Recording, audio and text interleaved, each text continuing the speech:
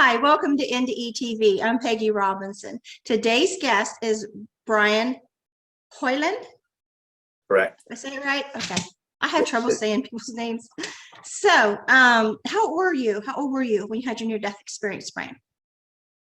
Well, it was in 2017, so about 5 years ago. So I'm 47, 42. I was 42, or I think it was 42, almost couldn't be 43 sooner. So about that age.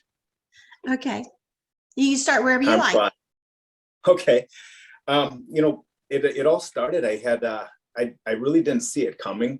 On October 26th, my medical conditions started happening. I went into sudden cardiac arrest, and to make a long story short, I survived that one, and I ended up having a few months of in and out of the hospital, a lot of ambulance rides, but they weren't really sure what was happening with my heart, but it was decompensating very quickly. And then on January 15th, I went into another heart failure event. And this one, it was a little different. They had put in defibrillators for me to try to shock my heart out of it. And so I was being shocked quite regularly. But this one, it wasn't shocking me. And I was staying at a very high rate of heart rate, but it wasn't, it wasn't coming down. And then I didn't have the help from the defibrillator. So that also wasn't helping. So I ended up calling the ambulance. They came and they rushed me to the emergency room, where I spent about 7 hours where they were trying to stabilize me, trying to get me, where they could bring me to the ICU and continue care there. But they really had to stabilize me first. And finally, they were able to stabilize me enough that they could move me to the ICU. And as soon as they got me into the ICU bed, I started going back into really serious heart arrhythmias. And that's when they rushed into the room. It was about 30 people started flooding into this room. And they brought in a crash cart, and they were calling code blue and some other things. And so it was, I knew it was getting bad. I describe it as being like, in the Wizard of Oz, when they have that dark woods and all those flying monkeys come in. Not that I'm calling my doctors and nurses flying monkeys, but it felt like that to me, like they were pulling me all over the place. And, it was chaotic. It was really a terrifying thing. And then they had to strap me down because they ended up having to shock me quite a few times. So, but there's this whole time, I was under an incredible pain, and just, I was really struggling to breathe, to do really anything. But I did have a crucifix on the wall of the hospital, and that was really the only place I could look. Thankfully, that was there because it kind of kept me focused, and all this other stuff going on around me. But they started to ask me questions that they already knew. Things like, what's my name, my address, how many kids do I have, those kinds of things. And I knew that they were doing that just to kind of keep me with them, keep me in the moment, and, not drift off. But I told him, I said, I don't want to talk anymore. I made my peace. I had 7 hours to really be ready for this. I knew it was different this time. So I knew I was not going to make it. And, I felt at peace at this point. I was like, I'm done fighting. I'm ready to just let whatever happens. And I told him, I said, I'm not going to talk anymore. And I just closed my eyes and started trying to pray. And, it was super loud, and I felt a few more shocks. And then this incredible shake and kind of a rattle or a pop. And I just was out of my body. And the coolest part for me was I never lost conscious thought. So I went from, previously seeing all the things that were happening before I died to the very moment of my death, and then seeing the next step in the process. And I thought, I'm a psychotherapist, so I was really amazed at that. It was something I had never put a lot of faith into. I didn't believe that, it was that people were having near-death experiences and coming back. I always thought it was, a rush of neurotransmitters, and clearly that wasn't the case, because my cognitive abilities only improved after dying. They got better. But it was really interesting to go from this chaotic scene where there was so many noises and so much just terrorizing chaos to just peace. And it was in an instant. So that shake and that pop that I felt, that hurt, but it was over so quickly.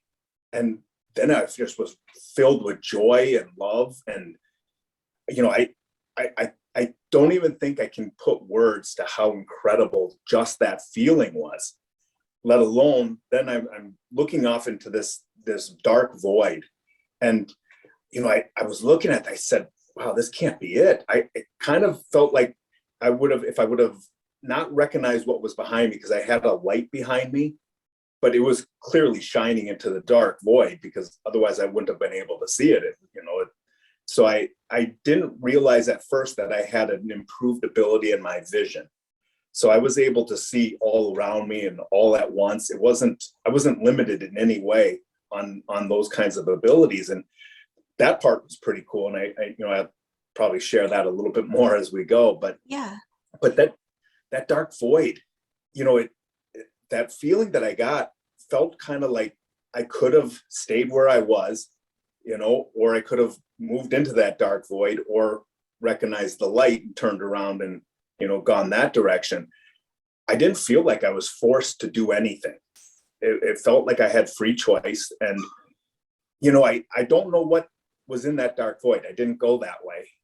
So I can only speculate, but I did see that light, and that's the direction I chose to go. And so, you know, once I realized, okay, I can see this, and I started wanting to go that way, I was there just like that.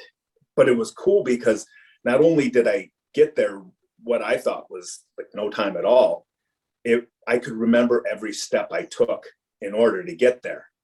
So it was like, it's still kind of complex to even think about, because, you know, we're so stuck in a time, in a concept of time, where I couldn't make heads or tail of time. It didn't make any sense to me. And so that was a really cool experience to be able to have such a huge memory with just a short span of time, you know, to be able to have, because those steps, I mean, it was incredibly far. My vision had grown to where I could see endlessly. It wasn't like I had some limitations to that. Yeah, we don't have physical eyes. And to describe these things, it's like, what am I talking about? I didn't have eyes, but yet I saw this, or, you know, heard. Yes. Yeah, it's the craziest thing, because like even with the steps, you know, I don't recall seeing feet, because I didn't look at my body, and I kind of wish I would have, you know, to see what I would have had. But I felt like I had some kind of containment around me, but not that I was contained. So it's hard to say, but I didn't see any limbs or anything physical like that on me. But I also wasn't looking. But it felt much different than my physical body that I left behind. And, you know, not just not having the pain, it just felt different altogether. But the vision, like, you know, it's we're not limited by physical attributes there. And to even try to explain it, I have it in my mind, but I can't get it out, because there's really no vocabulary. I understand. Like Yours is fairly fresh. I mean, just a few years. I mean, that's still fresh to try to find words. And yeah, that, you know, that's a really good point, because it's, you know, the more I talk about it, or the more I try to even think about it, because I think about it quite regularly, I start to get a little bit better of an understanding. But still, like you said, it's still so fresh that I'm just trying to do the best I can to describe this, because it is quite overwhelming. Have you wrote it down? Yes, I ended up writing a book, because, you know, I had a journal as I was going through all of my medical issues. And, you know, I thought, because I ended up having a heart transplant, and I thought, you know, there's no guarantee that I'm going to live through this, but I felt better after the transplant. So I thought, well, I better get it down just for posterity, just to get it out. And so, and it ended up working out, and I got it published. So What's it called? That was it's called From Sudden Death to Paradise, and it's a near-death experience. Okay. So I used the pseudonym though, because you know, I didn't want to try to take credit for myself, you know, because this is something that I can't, you know, I was a secretary, so I kind of wrote it down. And, you know, I just I don't know. I really chose a name that I thought was kind of special to me. So that's what I decided to do, and kind of keep the limelight off of me and keep myself just focused on what I experienced. And now you had worked yeah, in the VA also, and you're a psychotherapist, right? Right. Yeah. And I think you worked in corrections as well. Correct. Yep. Were you a counselor, correctional counselor? Yeah, I ended up taking a position there as a clinical supervisor. So I was running a program out of for therapy for the inmates. Okay. I used to be a correctional counselor. Oh, okay. Women's maximum in West Virginia. Oh yeah. So you know what it's like then. Yeah. So now your experience, would you say you were in the tunnel? What you've heard people describe Yep. the tunnel? Yep. That When you is say what you're contained in a space. Oh, you know, I kind of felt with the containment of space, just like my soul or my essence, you know, my being. But I can't say that I had like any kind of actual containment, you know, like a physical orb or anything like that. I don't know what that was. But as far as the tunnel, that is what I came, when I opened my eyes, that's where I was. That's the first place I came into, was this tunnel. And the one end had a dark void. That's kind of where I was at. And then the other end had the light. And that's where I decided to walk through this tunnel to go towards that light. So you were walking. I went flying, like shot like a rocket. Yeah, well, that's what it was too. I had the memory of all my steps, but it was like you said, like a rocket. Like I've never even thought of anything moving up. And I was in the military. I've been on some fast moving vehicles, and that it was nothing. It was those, you know, jets. They're nothing like this. I mean, this was. Was there sound? You know, I didn't have a lot of sounds. In fact, you know, it was complete silence for me. That you know, even talking, you know, it was in my head. It wasn't audible, and you know, I'm not really sure why that was. I've been trying to really rack my brain about why I didn't have that sound, and you know, I kind of have rested on the idea that God probably did me a favor, because I was so upset with the trauma and just the chaos I heard in the hospital room, that maybe he turned it off for me. But maybe he's telling me to shut up and listen a little bit more too, because you know, I had a bit of a talking habit before all this. And did you have visions? of like Anything open up that you saw that was outside of what was actually there? You know, there were a lot of things that I was seeing, like particularly like events from the past, but everything, like I had full ability to see everything that had ever happened, as far as I'm able to recollect. I just can't remember anything that I didn't specifically focus on.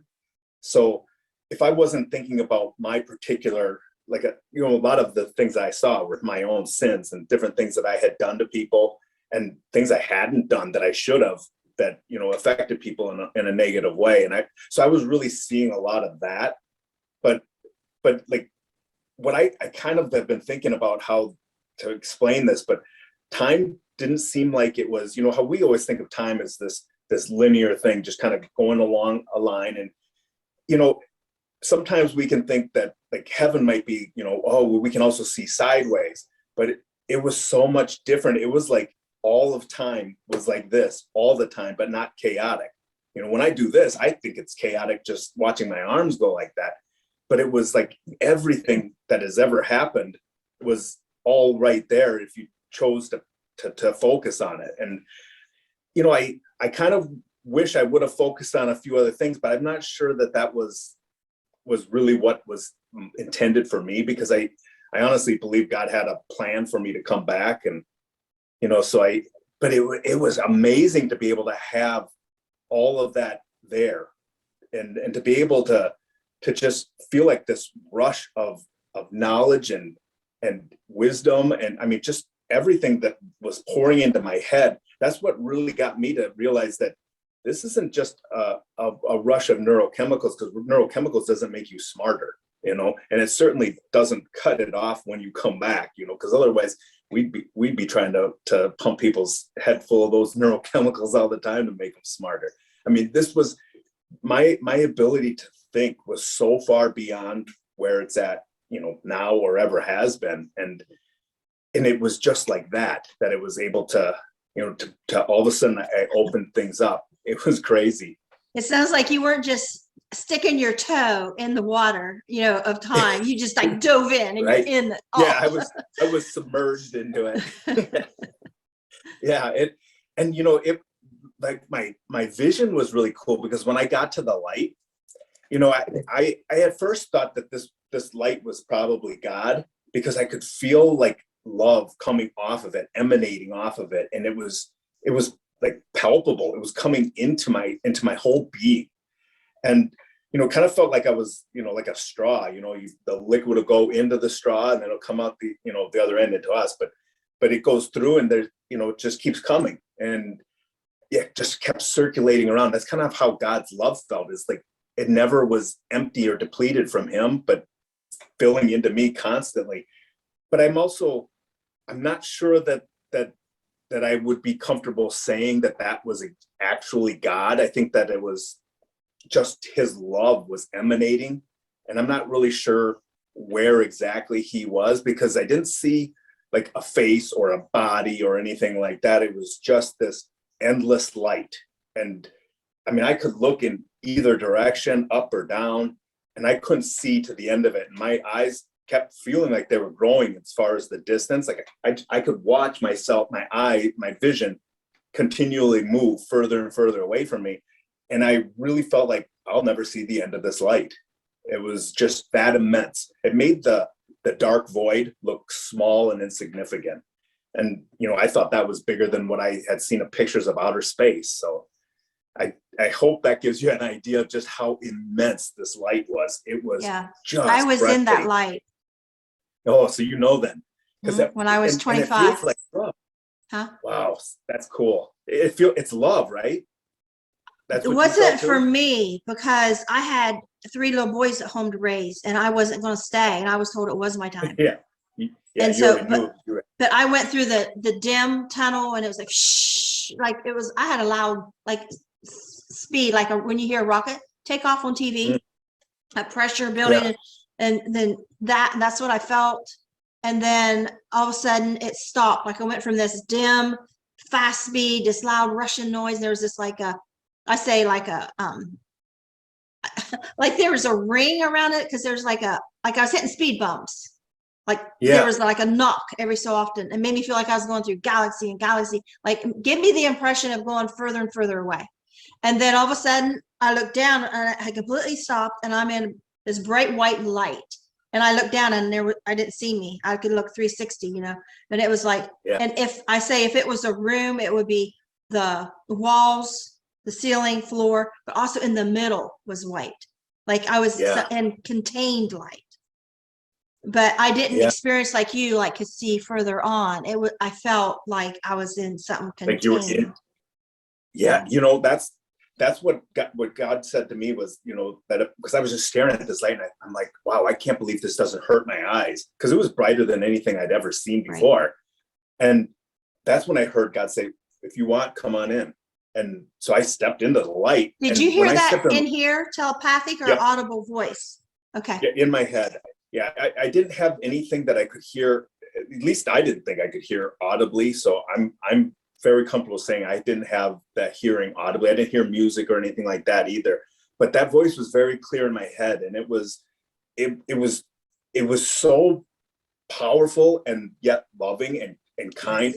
I wasn't afraid at all. And I think typically that, something popped in my head, I would definitely have been terrified, but yeah, it was so soothing. And so I stepped into the light, and the more I was in that light, I could just feel that love and that joy all just permeating into me. And so I'm walking through this light, and I'm not sure how long I was walking, but then I started to have the thought that I wanted to see Jesus. And that's when it opened up to me. And it was like the whole, like a room, like a chamber or a huge room, but it was all encapsulated in that light. And so then there was like a weird kind of greenish, pinkish, but I'm not colors that I have ever seen before, but that's kind of the spectrum that they were on. But they were vibrant, and it was like the atmosphere. It looked like it was what we would breathe if we were breathing air. It just felt like that was connecting everything in this big room of light. And there were a ton of beings in this room, and they all kind of looked like, you know, when you look under a microscope and you look at like an amoeba or something, it's got all those little moving parts. It kind of had a torso of a human torso, but it was just sparkling lights that were moving kind of like that, but breathtaking lights. And they look like dimmer lights of that bright light. Like it was almost like everything was reflecting in and then bouncing off. Like that love that I was feeling coming into me was also going into all those beings and then also shooting back out. It was like, it was just never stopping. It was just constantly moving and fluid. But then there was clearly the one being that I was fixated on. And that I knew it was Jesus. I didn't have to have him even introduce himself. And I just said, Jesus, I want to see your face. And at that moment, his face came together, and so did everybody else that was in that room. And what was really amazing, before I talk about Jesus, I should say how my eyes, it was just amazing to be able to see all the people that were in there, because I could see behind people. I could see, I mean, there was nothing that, I mean, we have limitations because, you know, if there's a table in my way, I can't see past it. That's not the case. I can see the whole table there, but I could also see behind it if there, you know, there wasn't a table, but there were people there. I could see every single person without having any kind of impediment in my vision. And I don't know if that's just the vision or if it's just because you're not limited in any of your sensory. We might have more senses. Were they interacting with each other, or was they just quiet watching you? Well, there was an interaction of all, but it was very much focused on me. Like I really felt like everybody was receiving me. Like they were all happy to see me. And, you know, I didn't focus on any individual. So I kind of felt like some of my family was there, but I really wish that I would have maybe took a little bit more time to do that. Because, you know, I had family members like, well, was grandma there and was so-and-so? You know, I can't say because I didn't focus, but I think I think I saw them, but it's like, you know, what do I know? I can't recall it. So I can't, you know, accurately say that. But when Jesus's face came in, because I was just so fixated on him, and there was just something about his love that there was no judgment to me. And yet, you know, I was pretty much judging myself this whole time. I'm reviewing all these sins that I had, and I'm going through them, and I'm seeing him smile at me. But what was really bizarre about this is his face, to me, I can only remember light. And it was the exact same light as the light that had surrounded everything. It was just the brightest thing I've ever seen. But I know when I was there, I was seeing his actual face because I could see him smile. And yet I can remember that I wasn't able to lay down that memory even then. So that was the other things that I was remembering, I could remember them then. So I didn't think I'd have to try to focus on it to be able to take it back with me. But Jesus, for some reason, he wasn't letting me see his actual face. And, you know, I don't know how to really take that. I kind of have thought, well, it's probably a privilege. I mean, because you weren't gone yet, really. I mean, yeah, totally. I still had life to go. Right. That's what I think too. I think that it's just that, you know, I struggle to be away from him and that love even now. I can't imagine if I would have saw his face. I think maybe my heart wouldn't have ever come back. They're designed just for us what we need. And I don't think we're given more than we can take. Yeah, I agree with you on that, because everybody always says, well, did you ask this question? Did you ask that? I'm like, I didn't need to. You know, there's a lot of questions as I sit here now that I would love to have asked. But when I was there, everything that I needed, I didn't need to know what direction to go. I didn't need to have anybody introduce me. It was like everything was at home. Like I knew everything without even knowing. Yeah, it was a fit. You know, it's like when you know you're in the right place, you just feel comfortable. And and it was beyond comfort. It was like, that's where I was meant to be from the very beginning. And that's, to me, that was the most breathtaking thing. That, it's like everybody's always wanting to know all these other questions. I'm like, but did you hear what I just said? You're meant to be there. And all the things that I had ever done in my entire life, he looked at me and he still loved me. He still was accepting of me. Didn't like what I did, but he knew I didn't like it either. So, I mean, that's clearly what it is. There's so much forgiveness. And did that coincide with the memories and him seeing him and knowing what he liked and what didn't like, or was that separate? No, they were all, that was all concurrent. And okay. Yeah, especially with the things that really got me, because I had 7 hours to sit there and ask for forgiveness of every sin I could possibly think of. 7 hours. Yeah, when I was in the emergency room. Oh, I'm sorry. Okay. Yeah, prior to dying. Okay. So because I was sitting there, having them work on me, I was thinking of everything I could possibly think of, because I knew I was going to die. So it was a good opportunity for me to be able to to ask for forgiveness. So I was really serious about it. But I also think that when I was there, what really got me was not the big sins that I had done.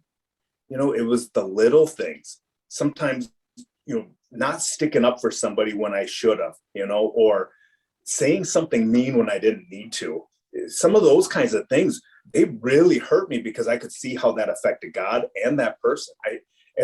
And it's really bizarre to think that we have that much of an impact on other people, but we really do. It's those things are long lasting. And so those really hurt me, and I could feel that pain.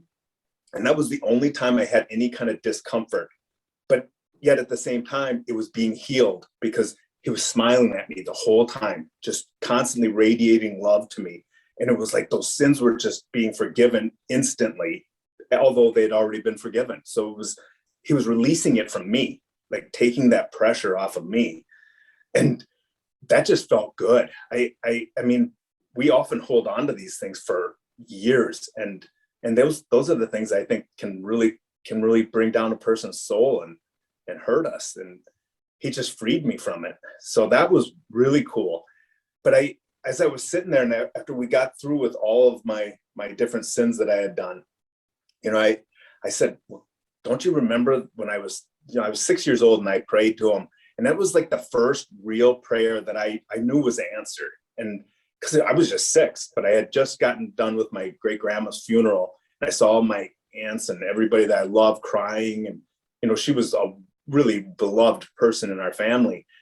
And so I prayed to God that night. I'm like, don't let me die young. I don't want everybody to cry like that over me. And I felt like he answered it, because I prayed for quite a while about this one, and I was really serious and heartfelt. And it was the coolest thing to have him recognize that and say, yes, I remember that moment. And I granted it, and it's still there today. It was just like this intimacy that we have had my whole life, that often I shut him out. He never was turned off from me. He was always there. But, that intimacy, I could feel that, because it was that a little bit of that touch of love touched me that day when I was a little kid, when I was praying, and to be able to feel it constantly there, it was so amazing. And so, he gave me the opportunity to come back or to stay there. And, it was really hard for me to think of reasons to come back. I had my family, and I knew I wanted to come back for them, but it wasn't like he didn't let me get off that easy with it. And he said to me, I take care of your family just like I do you. I love them just as much as I love you. And I realized at that moment, he loves them more than I do, which really blew me away, because I thought nobody could love my kids more than me, and love my wife more than I do. It blew me away that he did. And I thought, wow. And so then I kept thinking of reasons that I would come back. And the only thing that really got me is that I had more to do for him. And that included my family, because I have to share his love with them. And so, that's how he got me to realize the importance of coming back for my family and coming back to the world. It had to be about something more than just my own desires. And I think he really opened me up to that it was about this interconnectedness with him and everything else that he's created. And so that, once that happened, and there were other people that were saying, we left this family and I left this family, and I know what you're feeling and I understand, but everybody assured me that God's got it all under control and that everything works out. So I was really feeling comfortable. And so I ended up making that decision. And God told me that I needed to pray more and that I needed to be able to suffer joyfully. And I should have asked him about what that meant, but I didn't. And I've learned that along the way now. I think I'm still getting lessons on, how to do it. Suffer joyfully. It's not really the easiest thing. But he also wanted me to share his love. And, that's kind of a struggle too, because I know I'll never be as good at it as he is, but it's sometimes even in our crazy world, it's hard to find opportunities because people are often angry and, you try to do something nice for somebody and sometimes it's, thrown in your face. But I don't give up, there's a courage now that he's imparted into me that I feel very confident doing those things. But the suffering joyfully was tricky, and it still can be at times because, I have a lot of medical issues that I still have to deal with. And so it's, but I think that what he has done is he's helped me to realize that he sustains us and, he gives us strength. Like today I had a whole bunch of appointments and I was really tired before doing this interview. And I just said a quick prayer, God, give me the strength to do it. And I don't think I look all that tired. And, it's like he does, he'll give you a switch. And now you have a new heart, right? Yes, I do. Yep. I got that 2 years ago. Well, 2019. And is your health issues related from the military? Yes. Yeah. Were the chemicals or something? Yep. I got exposed to toxic chemicals and I've developed autoimmune diseases because of that. And so with that, it's attacked all my organs and it devastated my heart. It's my liver. Your new heart? No, my old. Okay. It's started to creep back in a little bit to my new heart, but they said that it doesn't look like it's leaving scar damage or anything like that. So it seems like it's just irritating me, not causing the kind of damage it had before. So that's really good. And then my liver, I had to go see the transplant team about that too. And then all of a sudden afterwards it's now starting to improve too. So I think that there's been some massive healing within me. And, the doctors are pretty baffled. I mean, I'll send you a picture of my heart so you can see what it looks like, but they were pointing out, your heart shouldn't have functioned because this part here and this part here and this part here, they're totally destroyed. I mean, it looks like beef jerky, really. So it didn't even look like a heart. And that was kind of amazing. But, you know how doctors are. They're like, well, this is a medical miracle. I said, yeah, not a medical miracle. I know what kind of miracle this is, So, but it was cool because I lived with this heart for 2 years before I was getting a heart transplant. And, that to me was just so amazing to have him keep me going for that long of a time with a heart that shouldn't have functioned. Now, did you flatline during your near-death experience? Yep, I was dead for over 10 minutes, but just a little over 10 minutes. And they were really concerned because of how long I was gone for, that I would have cognitive issues, and I had no cognitive issues. I was spared of that, and it was just amazing all around. And I was out of the hospital in 5 days. So I mean, it was just amazing how and even after I came back, they had to put a new defibrillator and pacemaker in because the other one ended up getting recalled. So they had to take that one out. But they put this other one in, and I had to do it without any medication or anesthesia because I had just died. So they rushed me right to the operating room. And I barely felt a thing because the ecstasy that I had felt, the love, it just permeated with me the whole week that I was in there. But it was so powerful that the doctor was cutting into me, and I felt a pinch when he made the incision, but nothing more. And I can only say that's because of how wonderful I was feeling from my experience. It's like that, like you can't just turn off God's love like that. It permeates your soul, and it sticks to you, you know. And only through my own distractions and allowing distractions of life does that sort of dissipate, you know. And but it was. I think like the light must stay with us after NDE for a while, and it seems like if you have like 2% of survival or whatever, you know, your odds, like throw that away, because if you had a near-death experience, you've got some kind of light in you and it's healing you, and you're going to beat the statistics. Yeah, I agree, especially because every time I was tired of going to the doctors and, you know, having them say, well, you know, we don't think you're going to make it this far. And then they'd be like, well, we had to throw everything out. You broke all of our records, you know, we don't know what's going to happen with you. And because it is, you're right. It's like, especially with our faith in it, you know, that's, because I think it's open to everybody, that same connection. Because I can tell there are certain times that I'm more deep into my prayer and I get a lot closer to God.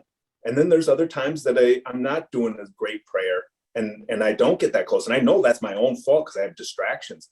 But I think every human being can get that same closeness, but it's just, we have to get past our own mental roadblocks. But it stays with you. Cause even if I think about my experience, I kind of smile and laugh because it just fills me with joy.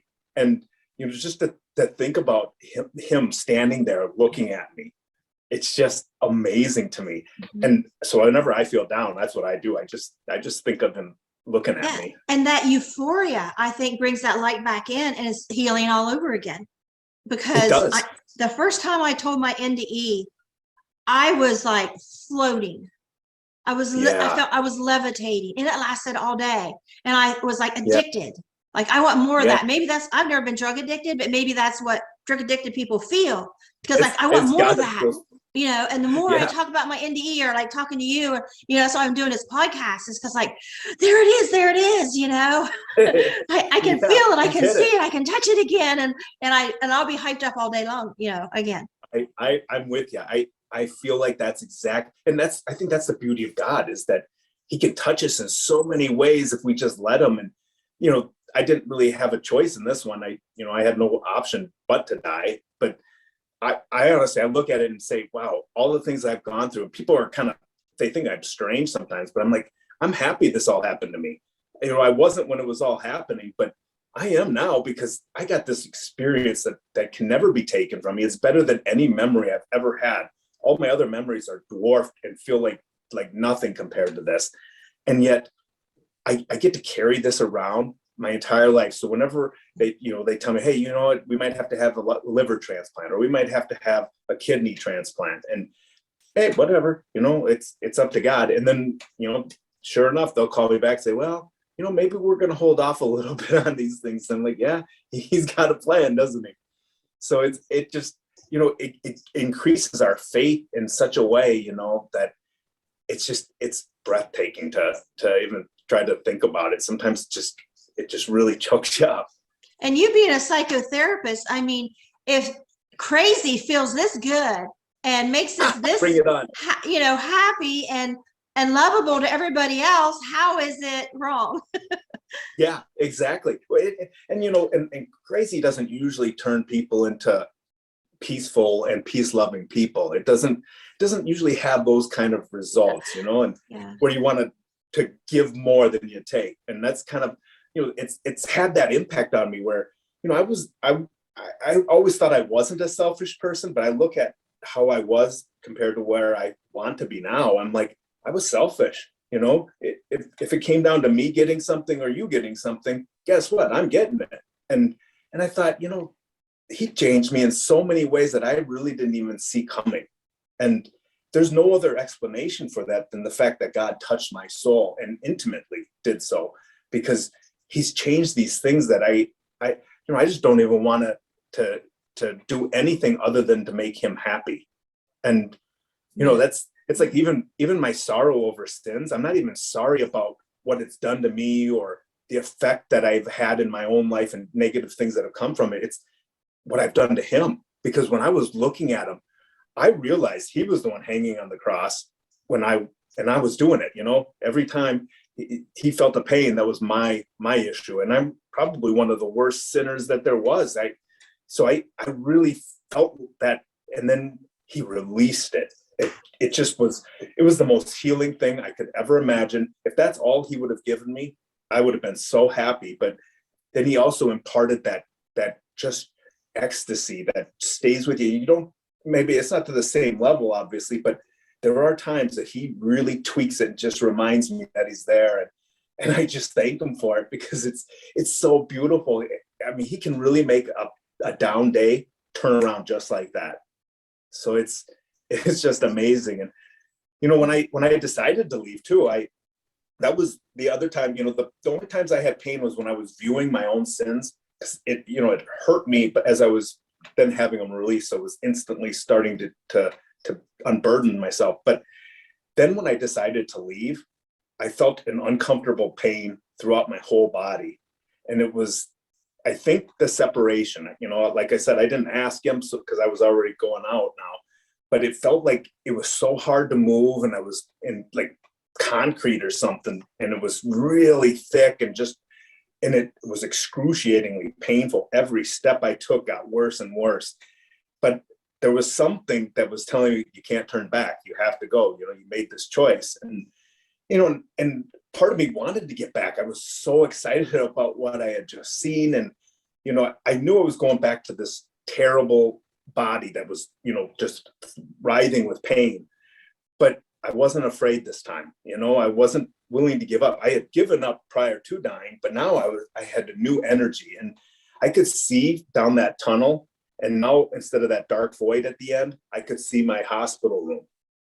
And it kind of looked like, I was looking, I was laying down on the bed, but it kind of looked like I was looking from over top of me, but almost as if it was coming through my eyes. But, my eyes were closed, and they had a Lucas machine on me doing the CPR. And so that was kind of interesting to see that thing. But so I'm going down this tunnel, and I could see where everybody was in the room, and I ended up telling them all about it. So that was pretty interesting. You did right away?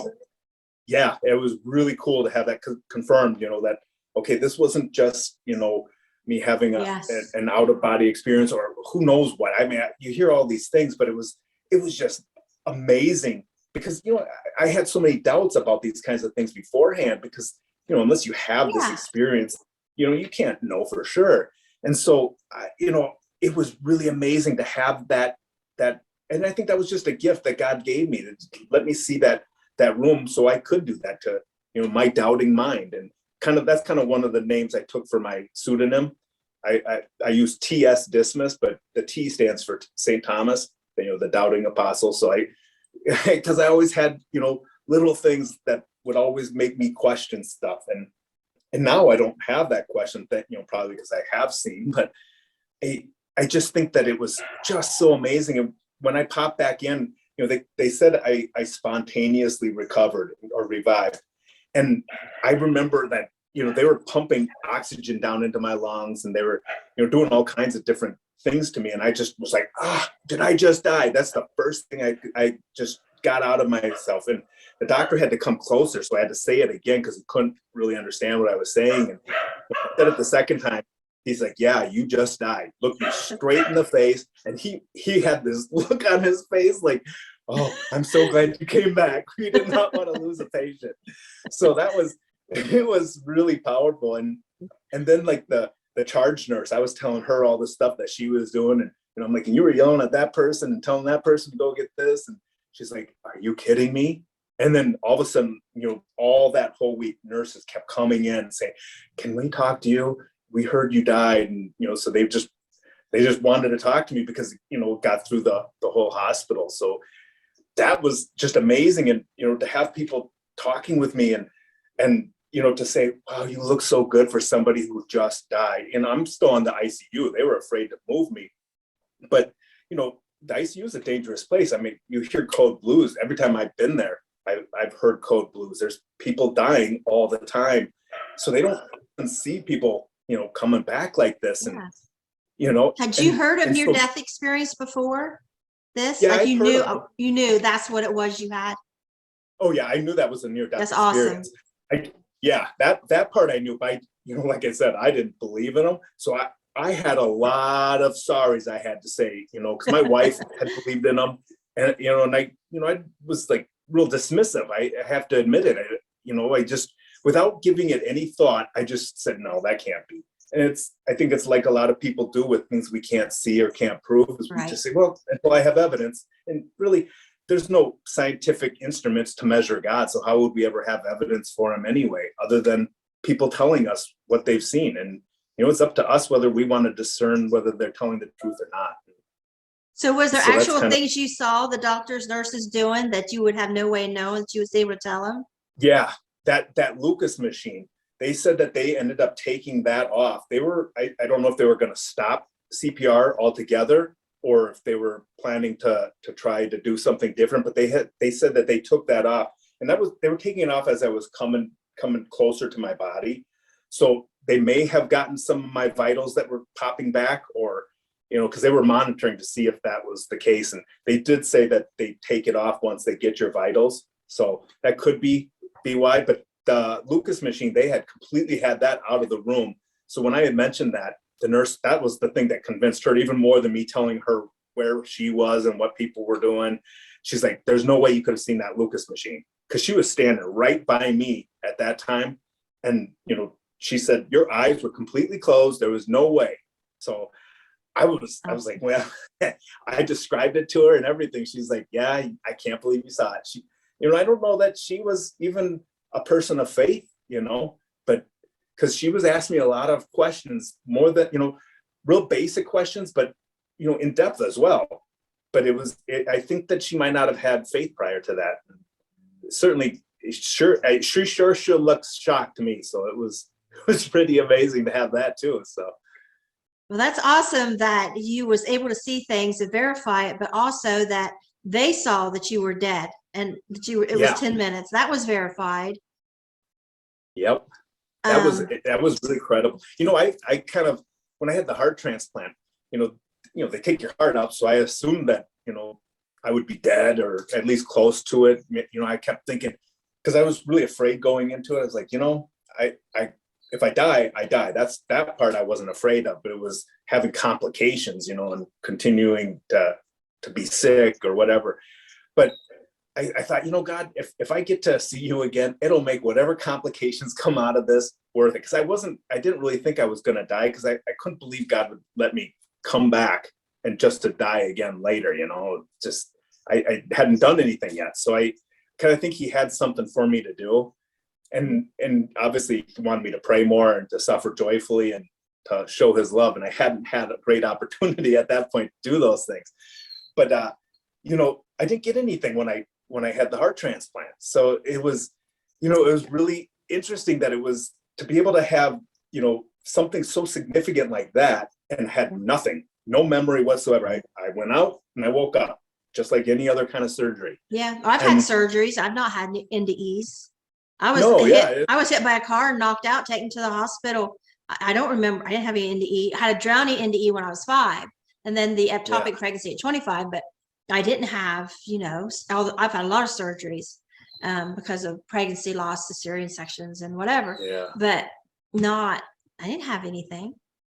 Yeah. Yeah. And I think that's the thing that, a lot of people misunderstand. They think that you die. Well, I think it's like a dream, or it's like a surgery, or it's like any of the other times that we lose consciousness. And it's nothing like that, because my consciousness expanded.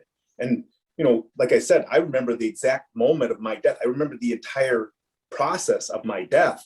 And then I also remember everything in heaven and coming back. So to me, to have that constant flow. And then, when I came back, it felt like I had just went out at that moment. And it also felt like I'd been gone for hours. So that's what I was going to ask you. How long did it feel like you were there? Yeah, I couldn't make heads or tails of it. It was like my brain just could not grab the concept. Because I asked him, I was like, how long was I dead for? And because I really was curious. I was like, was it a couple seconds or was it, hours? And turned out it was 10 minutes. But it was, I can't really describe that, because there's really no understanding unless you lost time. If somebody threw you in a room for a year, you might not know, extra 7 months were added on or something. I don't know. It was just a complete loss of time. And to me, that was really incredible, because I have this memory that I know was super long, and yet it had to fit within 10 minutes worth of human time. So that part, I'm blown away, because I sinned quite a bit when I was younger, and that I had to go through a lot of stuff with God. So it was, I was there for a while just doing that, let alone everything else. And so it was amazing to think that all happened within 10 earthly minutes. Yeah, I know with mine, it's like I figured up later, it's like, okay, this happened, that happened. So it seemed like I was there about half hour, but realistically, I couldn't have been out more than a minute, because the nurse was pushing me down the hall to find a room. And when I came back, she was turned away from me talking to another nurse. So, because I was up at the ceiling just for a second before I back in my body. Wow. And I seen them standing there talking, facing each other, and I'm slumped over. I seen the back of me slumped over.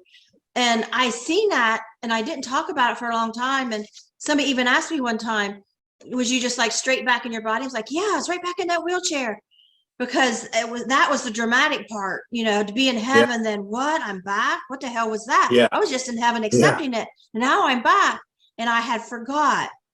I didn't focus on that little tiny blip for between those two things, from being in heaven accepting it to being back. For a split second, it seemed like I was in the fluorescent light in the ceiling of the hospital, looking down, because I was like high up, not way high, but kind of like ceiling height, looking down, and something was saying, you got to get back in. And I was like, I don't know how to get back in. Just get back in. This little dialogue was going on. Yep. But it was just like that. It was so quick. And isn't that the most amazing thing? How easily our bodies and our soul can conform together and go in and out. And and it's like you said, you didn't know how to do it. I didn't know how to do it either. You just do it. I don't know that I didn't have to do really anything. It just, I had to actually take those steps, but it was amazing. It's like you fit right in there. And we was talking a while ago about how you come back and you feel that light, or when you remember, you feel that light. For me personally, I kind of lately been feeling like there's our soul us, and then there's our mind us. And when we've had a near-death experience or out of body, something like that, with complete soul, regardless of our brain, we're complete soul. And so when we come back, we know that part of us that we weren't fully intact with, in communication with before. We know that part. And so now, and I think of that one song, it says, then sings my soul, my Savior God, great, how great thou art. Yeah, I know. That part, when it says, then sings my soul, I feel like my spirit just leaves me when I hear those words, then sings my soul, because I just feel like some pouring out. And that's what the spirit feels like. And I equate it with like when you fall in love, or when you first hold your newborn child, those moments that is, we just leave out of our body. It's not a physical, it's a spiritual, and so when we talk about our NDEs, or when you pray, or what you're talking about, when you're remembering that, it's like we connect with that soul us again. And it's like, it like vibrates, and it's energy, and it builds, and I feel like I feel like I just levitate right out of here. No, and I don't have recurrent dreams, but I've one, except for one, and that is a recurring dream I've had over the years. I've had more and more lately, the same thing, and it's different scenarios of it, but ultimately ends up in, I am in a room and I'm running around a circle, and I'm telling people, watch this. And I get going, and then I go up to the ceiling, and they're like, and I'm teaching people how to do it. Yeah. And it makes me feel like that's kind of like what I'm doing this podcast, not physically, but like spiritually, like how you can get all wound up and just free out. Oh yeah. Yeah. No, and something you said a little while ago is, like our mind and our soul are kind of different. And, there's a real truth to that. And I'm not sure where I'm going to, end up falling on this spectrum at some point, but I know that my soul has a greater impact on my ability to choose my behaviors than I ever previously gave it, and because I think we often go through life just reacting to situations, and that's why people fall into patterns, and they can be very predictable in their behaviors, and I had my own sins that I fell into, and I've found that now my soul is telling me, and I can feel a different thought process that says that ain't right. Don't do it. Exactly. You got to step away from that. And I would never have done that before, particularly like, people will say rude things. And before I'd have came right back with a comment.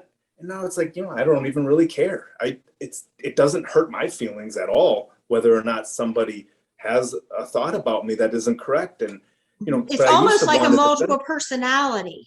Only we're controlling it, because I know exactly what you're talking about. And I've been learning more and more about mine and following it.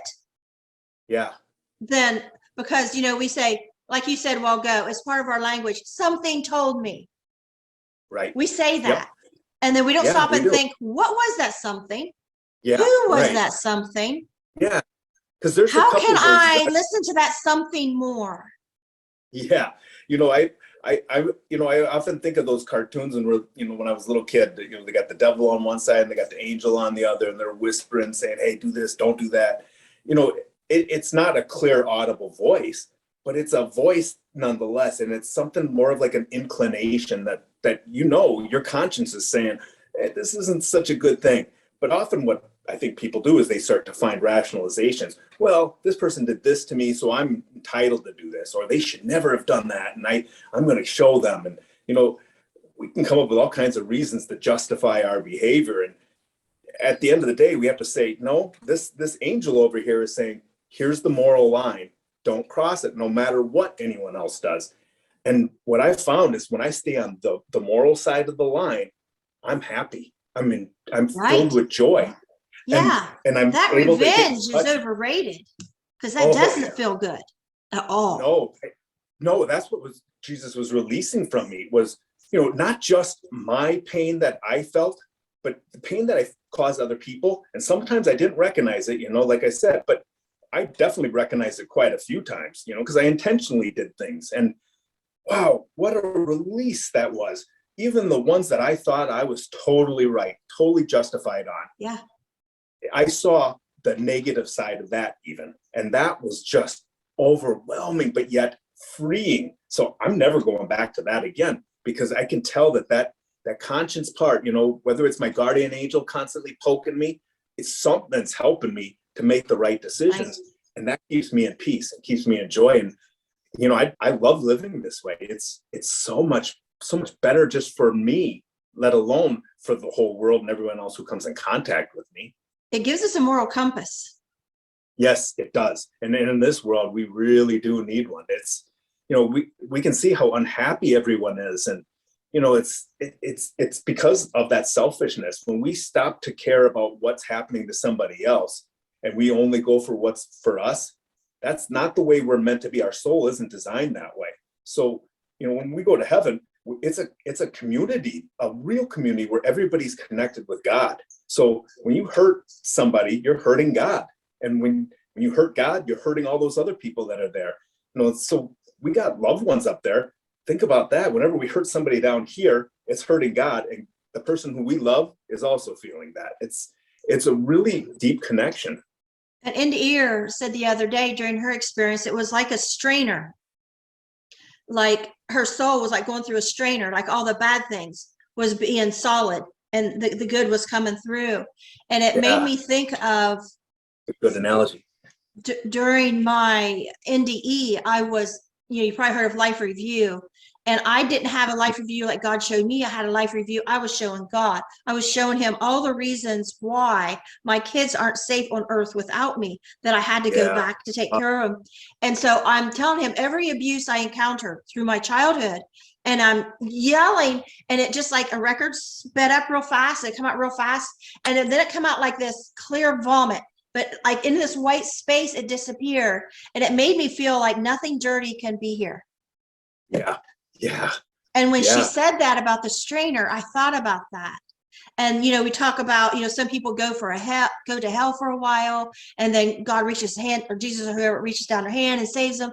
And it feels like maybe they had to go to get punished to be clean. We're going to get like recycled, how we each need to get recycled. Like yours was, some things felt really bad. Yeah. And, for you, that was enough. And for somebody else, it might be hell, or it might feel like a strainer or whatever, because I just feel like heaven is this home God made for all of us. And there's not going to be anything bad there. Yeah. There's not going to be people bad and mean people. We're going to have to get cleansed, and whatever it's going to take to cleanse us, to be in that beautiful. And I think the white light has something to do with that. I could be wrong. It's just a hunch that white light is like a magnifying glass on us and looking at us and seeing what needs fixed and how we're going to fix this. Yep. Because when I was in that white light, that movie Shawshank Redemption, I felt like that tunnel, that tube that he was in, that sewer drain, I thought that was the most foul, disgusting thing I could ever imagine in a movie. Like somebody actually went through that. That'd be horrible, right?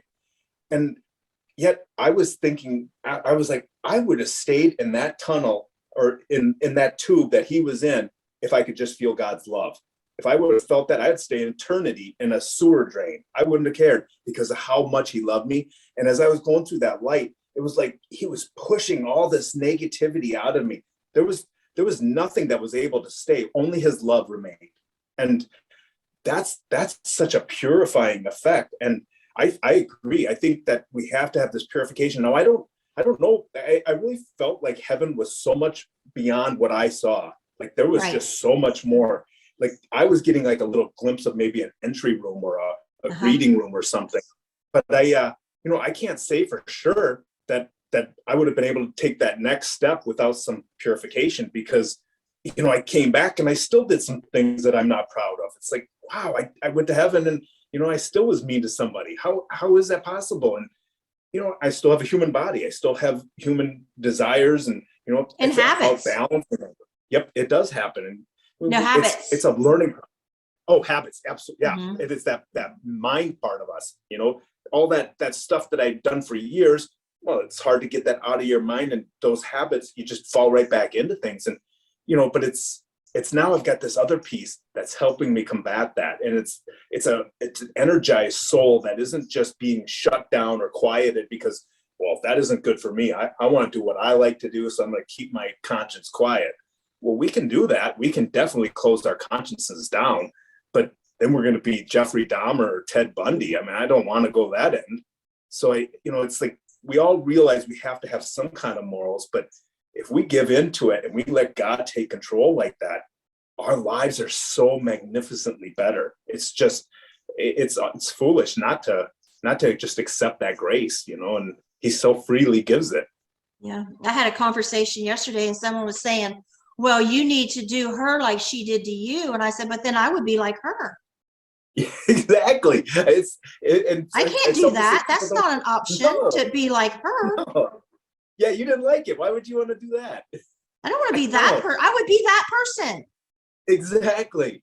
Yeah. And it's like it's sometimes it's baffling to think about how I used to be. I used to be like that. I used to say those same kinds of things. And I just don't know what it takes for people other than an NDE. I hope it's not that drastic for everyone. And I know it can't be, because I've seen other people who are beautiful people and don't have NDEs.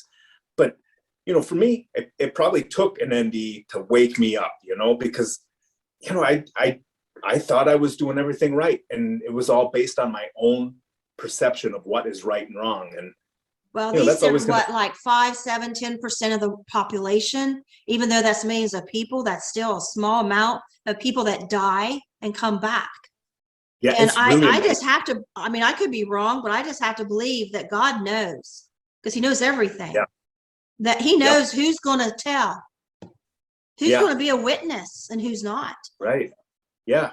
And, it's really amazing when you look at those statistics, is, being a guy who has, I've got my master's degree in psychology. So I really like research and psychology. And, I sure wish I would have looked at the data on this instead of dismissing near-death experiences previously. Because when I found that, there's over 200,000 people a year have near-death experiences, and then you compare that to people who have had heart transplants, which is 2,000 a year, I'm like, wow, we all accept that people have heart transplants. We get that, but it's just a fraction of how many people have near-death experiences. And yet somehow the media doesn't want to publicize that. Medical journals are few and far between when they're actually doing studies on this. And, they're really missing a big component, because we all are going to die. Everybody has that on their mind. We all know it's coming, and nobody is real excited about getting there, and yet we should be very excited about it, because we have this wonderful opportunity to live a life that God lets us live, and then we get to die and go with him. I mean, we get it all. It's a great thing. And they're not studying close enough, because like someone like you is a perfect example where you can say this machine was there, she was there. I mean, you have verified evidence, plus you being a psychotherapist, and with me, I was just 25 years old.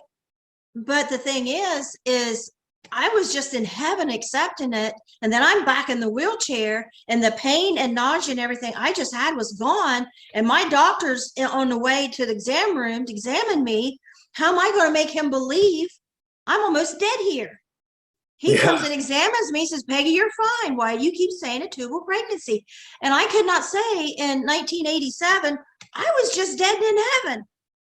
Right. So something's wrong. You need to look again. I couldn't say that. I wish to God I could have.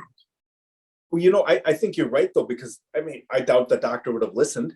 I've had one doctor, just one, ask me what it was like when I died. And she was asking me because, she was a very caring, kind doctor. She knew that, that's a pretty traumatic thing to go through, just dying. You would think all doctors would say, hey, you okay with that? How you doing? But none of them have ever even asked anything about it. They don't even approach the topic whatsoever. And I honestly think it's because they don't want to hear some answers that they can't provide a medical explanation for. And that doctor, she was very open, and me and her were talking about it. But again, she was the only one. And I've seen hundreds of doctors. And for them to they asked me about my cardiac arrest. They asked me about all my medical, information, but they never once have asked me, hey, how you doing with that? Does that still linger with you? Do you worry about dying again? They don't ask me any of those questions. I refused to go home. My doctor said to go home, be released. I said, I'm not going home. And he looked at my husband like, what's wrong with her? I couldn't tell him, because I thought, if I'm going to die, I'm going to do it here at the hospital, not in my kids at the house. Yeah. I'm not doing it. But I couldn't tell. I couldn't say why. So they put me in a private room by myself. And all night I kept having the same feeling. I'd get this pain in my hip bone. I'd sit up and I'd wake up covered in vomit everywhere but the bowl I was holding. And after a while, I prayed to God. I said, God, I know you can't keep doing this. Now I laugh, thinking I told God something he can't do, And I said, I know you can't keep doing this. You can't keep bringing me back. And I didn't have any more near-death experiences. But I knew I was dying each time. I was starting to get it. I'm dying here. And I said, God, I would come back awake. I'm like, I was just dead again. And so I told the nurse, call the doctor. Something's wrong. I'm not calling him. And so when I was on Dr. Oz, he told me, he said, every time you passed out, you died.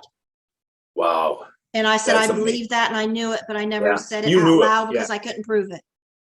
Yep. No, I get that, because, even having the doctor tell me, it still was good to hear the nurse tell me her part of it too. It's like, because, we have these conceptions of what is real and what isn't real and what can be done. And if the medical community doesn't tell us, give it a stamp of approval, then we think, okay, they can't be real because, the doctors didn't say so. That is so untrue, because, God is so beyond our human intelligence, but they've never created any kind of medical instrument that can measure or define God. So how can we ever be able to explain that to them? And if they're not asking those questions in return, they're really not ever going to give us those answers. It has to come from that understanding of, when you've been there, there's no question about it. You die, you know what it feels like to die. I didn't like the actual feeling of death. I've heard some people, some poets really describe death, and it's like, yeah, they kind of get it, it's really a scary thing. And yet it's gone in a second because that love just floods in there. I honestly think that's a grace of God, is that death hurts because then he's able to fill that hurt with so much love that it makes it worthwhile. And that really connects us to him. I felt that love not there because I was fighting to come back. I was told it was my time. I was told by God, the answer is no, Wow. It is your time. And so when I ended up back in that wheelchair, that's when I felt the gratitude, because I was told no, and now I'm back. Yeah. But I was like Cinderella, you only have till midnight, because I knew it wasn't fixed. And I had been calling my doctor all week telling him something was wrong, and he wouldn't believe in me. And I thought, now he's going to come examine me, and I have no blood anywhere. I don't have any physical injury. How am I going to prove to him? And now my pain's even gone. And so how am I going to prove it? And I had thought I was passing out, but when my head dropped, that's when I went through the tunnel and the light and all. And so, so I knew it wasn't fixed. So it wasn't like, oh yeah, I was, in heaven. And it was 30 years before I told my doctor. Yeah. Yeah. I wonder sometimes, like, what is it that causes the medical community to be so resistant to that? I do think it's because they can't explain it, but I think that there's also something else there that, goes beyond that. I think that there's, I'm not sure how deep it goes, but I think that there's some doctors that put a lot of pressure on other doctors. So ones that do have faith, because I've seen doctors with crosses, so there's doctors who clearly have faith, but they don't even ask me. And so, I think that it's just, they're afraid to have the scrutiny put on them. I don't want to ask this question, because if I do, I'm going to believe this guy, and then everybody else is going to think I'm just as crazy as he is, or whatever, When I told my doctor, I took my husband, as I said, I'm going to tell him today. And so after my exam, the nurse is there, my husband's there, and I told my doctor, I said, I've wanted to tell you something for 30 years. He said, well, you better tell me then. And I gave him the brief version of my NDE. I said, you remember when I refused to go home that night? Yeah, da-da-da. And I said, it's because I had a near-death experience. I told him briefly what it was about. And he says, I believe you. He says, in all my years of practice, I have come to believe exactly what you were saying right there. And the nurse says, oh, he does too. She says, we see it all the time. That's awesome. Oh, you got a good doctor. But you know what, though? Tell you something's weird. That took me 30 years to tell him. Yeah. Yeah. Then following year, I got a call to be on Dr. Oz, but I needed medical evidence. And it was 1886, and they got rid of everything. The doctor says, Peggy, we're looking hard. I really want to help you, but we, they had, I forget the word is, where they get rid of all the old stuff, all the old records. Yeah. And I'm like, I gotta have it. I gotta have it. And so, and he's, Peggy, we're really trying to help you. I really want you to go, and I really want to help you, but we don't have it. He says, I remember it. I know, this happened because he's my doctor all those years. And, of course, he knew I had the tool of pregnancy. I mean, he knew it all. And so it was, in fact, when I did have the tool of pregnancy, then right after the surgery, he came in my room and he said, you're famous around here. He says, this is the biggest tool of pregnancy the hospital ever saw. I was pregnant for twins. Wow. And one was stuck in the tube. That's why the ultrasound showed it looked like it was both in uterus. But anyway, so I was standing there, and the nurses, one's calling Columbus, which is 2 hours away, the major record storage. Maybe it's in microfiche or something, and the other one's calling somewhere else, and this one lady's on the computer looking. They're trying her best to help me, and I'm like, I got to get to Sir Dr. Oz, or I can't go on and share the story with the world. And like, I'm start praying. I was like, God, you got to help me here. And then it come to my mind, you just mentioned that in your last exam. See if your doctor mentioned it. And the girl on the computer, I said, look at my last appointment a year ago and see if there's anything in there. She goes, it's right here. And isn't that funny that I had not told him in 30 years? And if I hadn't, I wouldn't have had the evidence. It was all in there where he discussed it, or what we discussed. And that goes with that being compelled to do things. It's you know that there's times that you're just being, it's like you feel that little bit of agitation in your soul that, okay, I got to do this. I got to do this. At 30 years, I got to tell my doctor, or, I got to quit doing this thing for me. I got to always stop that. But God does talk to us. And, if we choose to listen, wonderful, amazing things can happen. And so it's a wonderful thing. But and we can think at the time, crap, I don't want to do the right thing. And we'll do it anyway, but it will turn out for the best every time. Absolutely. Yeah, it's so true. Things that we couldn't even imagine it would turn out. That's how I feel about my whole experience.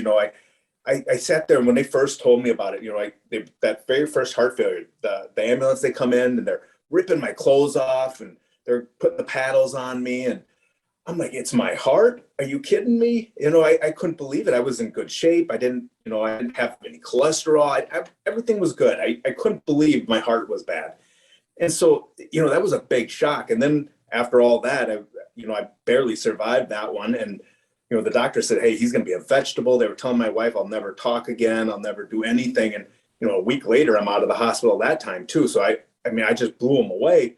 And yet the whole time I'm thinking, I hate this. And yet look how God turned it around.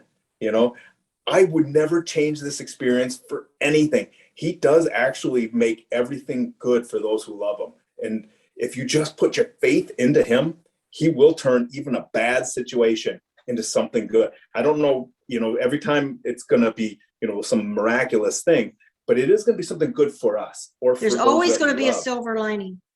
Absolutely. Absolutely. And, we just got to not keep our head focused on this negative over here, because we'll miss the silver lining as it flies right by us if we're focused only on the negative. And that's often the easy thing to do, is to just stay there stuck in a rut. And, that's not how life is supposed to be. There are going to be ups and downs, and we just have to be willing to be flexible and roll with them. I've had to learn how to listen to that voice.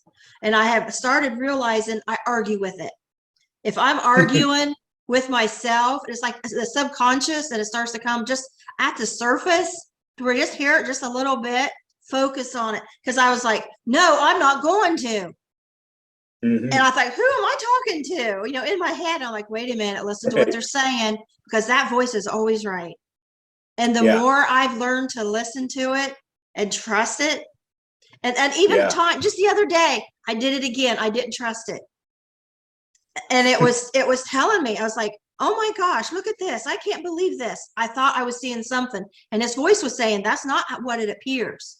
I know it looks like it, but that is not what it appears. It is really like, give this person a break, because they did not intend this. And I thought, it's blatant right there. And they say they did not intend it. Calm down. Don't overkill here. Be patient. I'm here to and I didn't listen. And then a few hours later, it's like, this person's like, oh my gosh, no, I thought it meant something else. That's why I said this to you, because I thought, and it was a total misunderstanding. I'm like, I get it. I trusted this person wholeheartedly. It's like, I knew to listen to that voice, and I didn't. We're still going to screw up. We do. Yeah. But like even today, it was amazing that this happened, but there was, I was at the Mayo Clinic, and so I had to park in the parking garage. And as I'm coming out of the parking garage, there was a lady in front of me, and she couldn't quite reach the ticket thing. And, so everybody's honking behind me, and, my horn doesn't work, so I couldn't honk. So it doesn't even matter. I wouldn't honk anyway. But I kind of looked out there, and I could kind of see, because I was right behind her. I'm in my truck. So I'm looking, and I'm like, I don't think she can get out of that car. It didn't look like she was intentionally. She was obviously trying.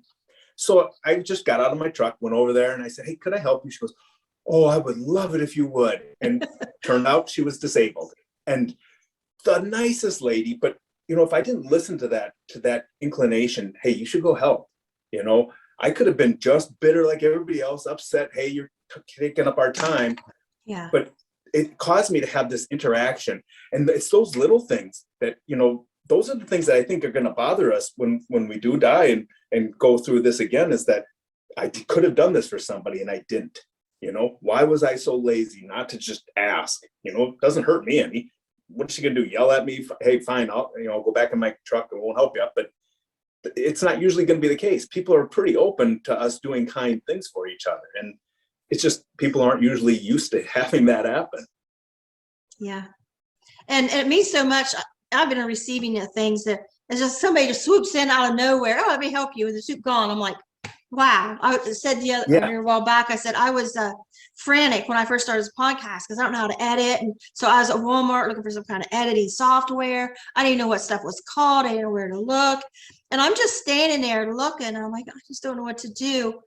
And this kid, I call kid, he was probably mid-20s, and he's kind of the grunge kind of look, I call it, I guess, but like a clean grunge.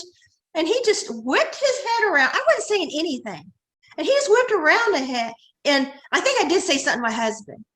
But not really enough to give a lot of information. He whipped around and he says, are you looking for editing? He says, because I used to kind of edit. And I was like, do you work here? He says, no, I used to work at a Walmart, but I don't work at this one. He said, I just know a lot about editing. And what you need to this is, and you can get this online and da da da da. And he stood there for like 15 minutes, like editing 101. Yeah. That's and really, I'm thinking, I wanted to say, I wanted out of my mouth to say it, and I didn't. I was too embarrassed. I want to say, are you an angel? I want to like reach his arm and grab his arm and say, are you an angel? Yeah. Because it feels like it. Yeah, he just, that kindness though, and that's where I think, when Jesus told me that I got to share his love, I think that's what he's really talking about, those moments where we just do something kind for no other reason than just to be kind. Because people feel it, like you felt it. And I feel it all the time when people do kind things for me, and, especially because I'm covered in tattoos and, a lot of times I can look intimidating to some people, and yet you should see some of the littlest old ladies will come up to me and they're just the kindest things. People that you would think would be terrified of me, and yet they're going out of their way to do something kind, and it melts my heart. Like, I mean, I love it more when they do things for me than anyone else, because it really does melt my heart. But we can have that impact on each other just by showing love, just the tiniest little things. It's not even what people would even consider a big deal. It's just doing something kind. Yeah. And, I talked before on this podcast about self-love, and that's not a selfish thing, because like my sister's handicapped and she's in end-stage renal now, terminal. Oh. And so I'm facing with, my life, what my life is going to be like without my sister. And I have realized in the last few months helping her through this, that I feel such love for myself when I help her. And my husband, he just adores her too. And I said, doesn't that feel good? Because she's childlike. And so she's like a child, and it feels so good to, like you helping that lady, you see she's handicapped, and you feel, you don't realize it, but you feel this self-love. Oh, it feels so good that I just helped them. Yeah, I think God designed it that way for a very particular reason, because we do, as human beings, we have these physical sensations, but they do reinforce our good behaviors, because I've been satisfied with a lot of negative things, and it never lasts. You think this is something you really want. Oh, if I get if I just go hard and I get a promotion and I get this big raise, I'll be really happy. I'll just exclude all the things I got to do to get there, and then I'll still be happy.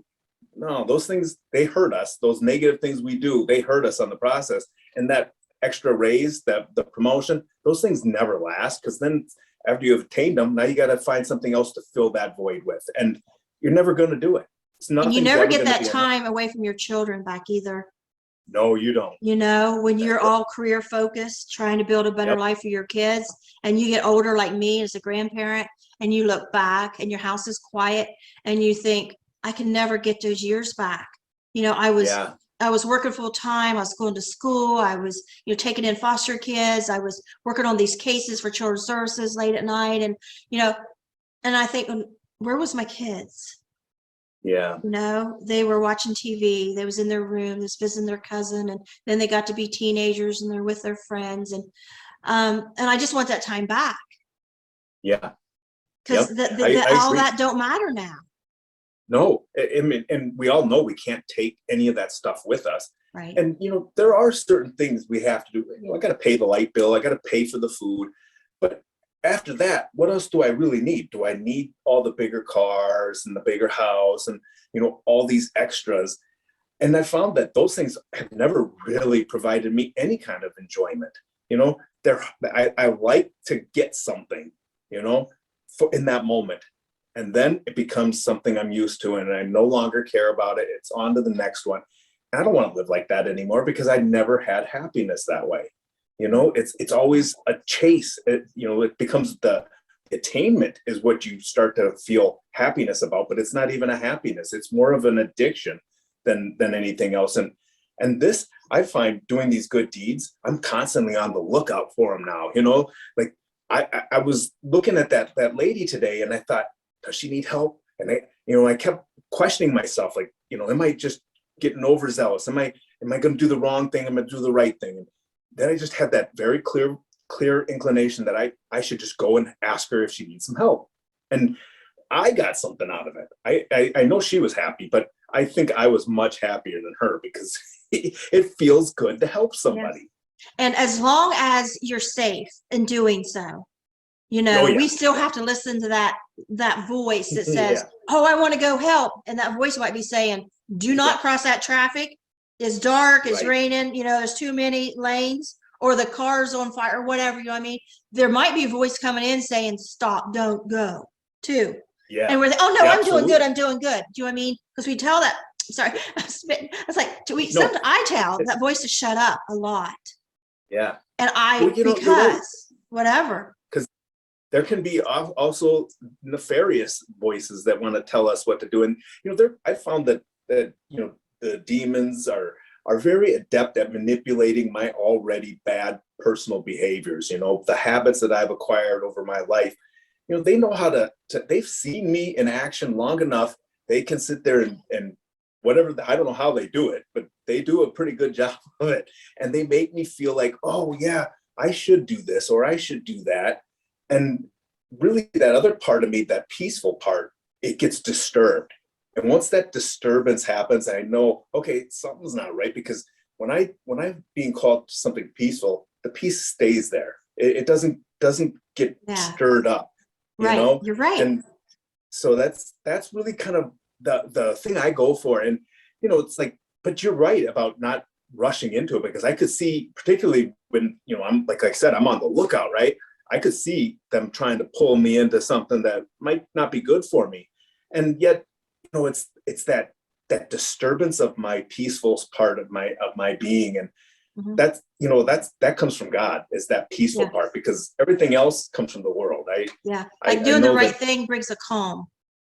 Yes, it really does. It really does.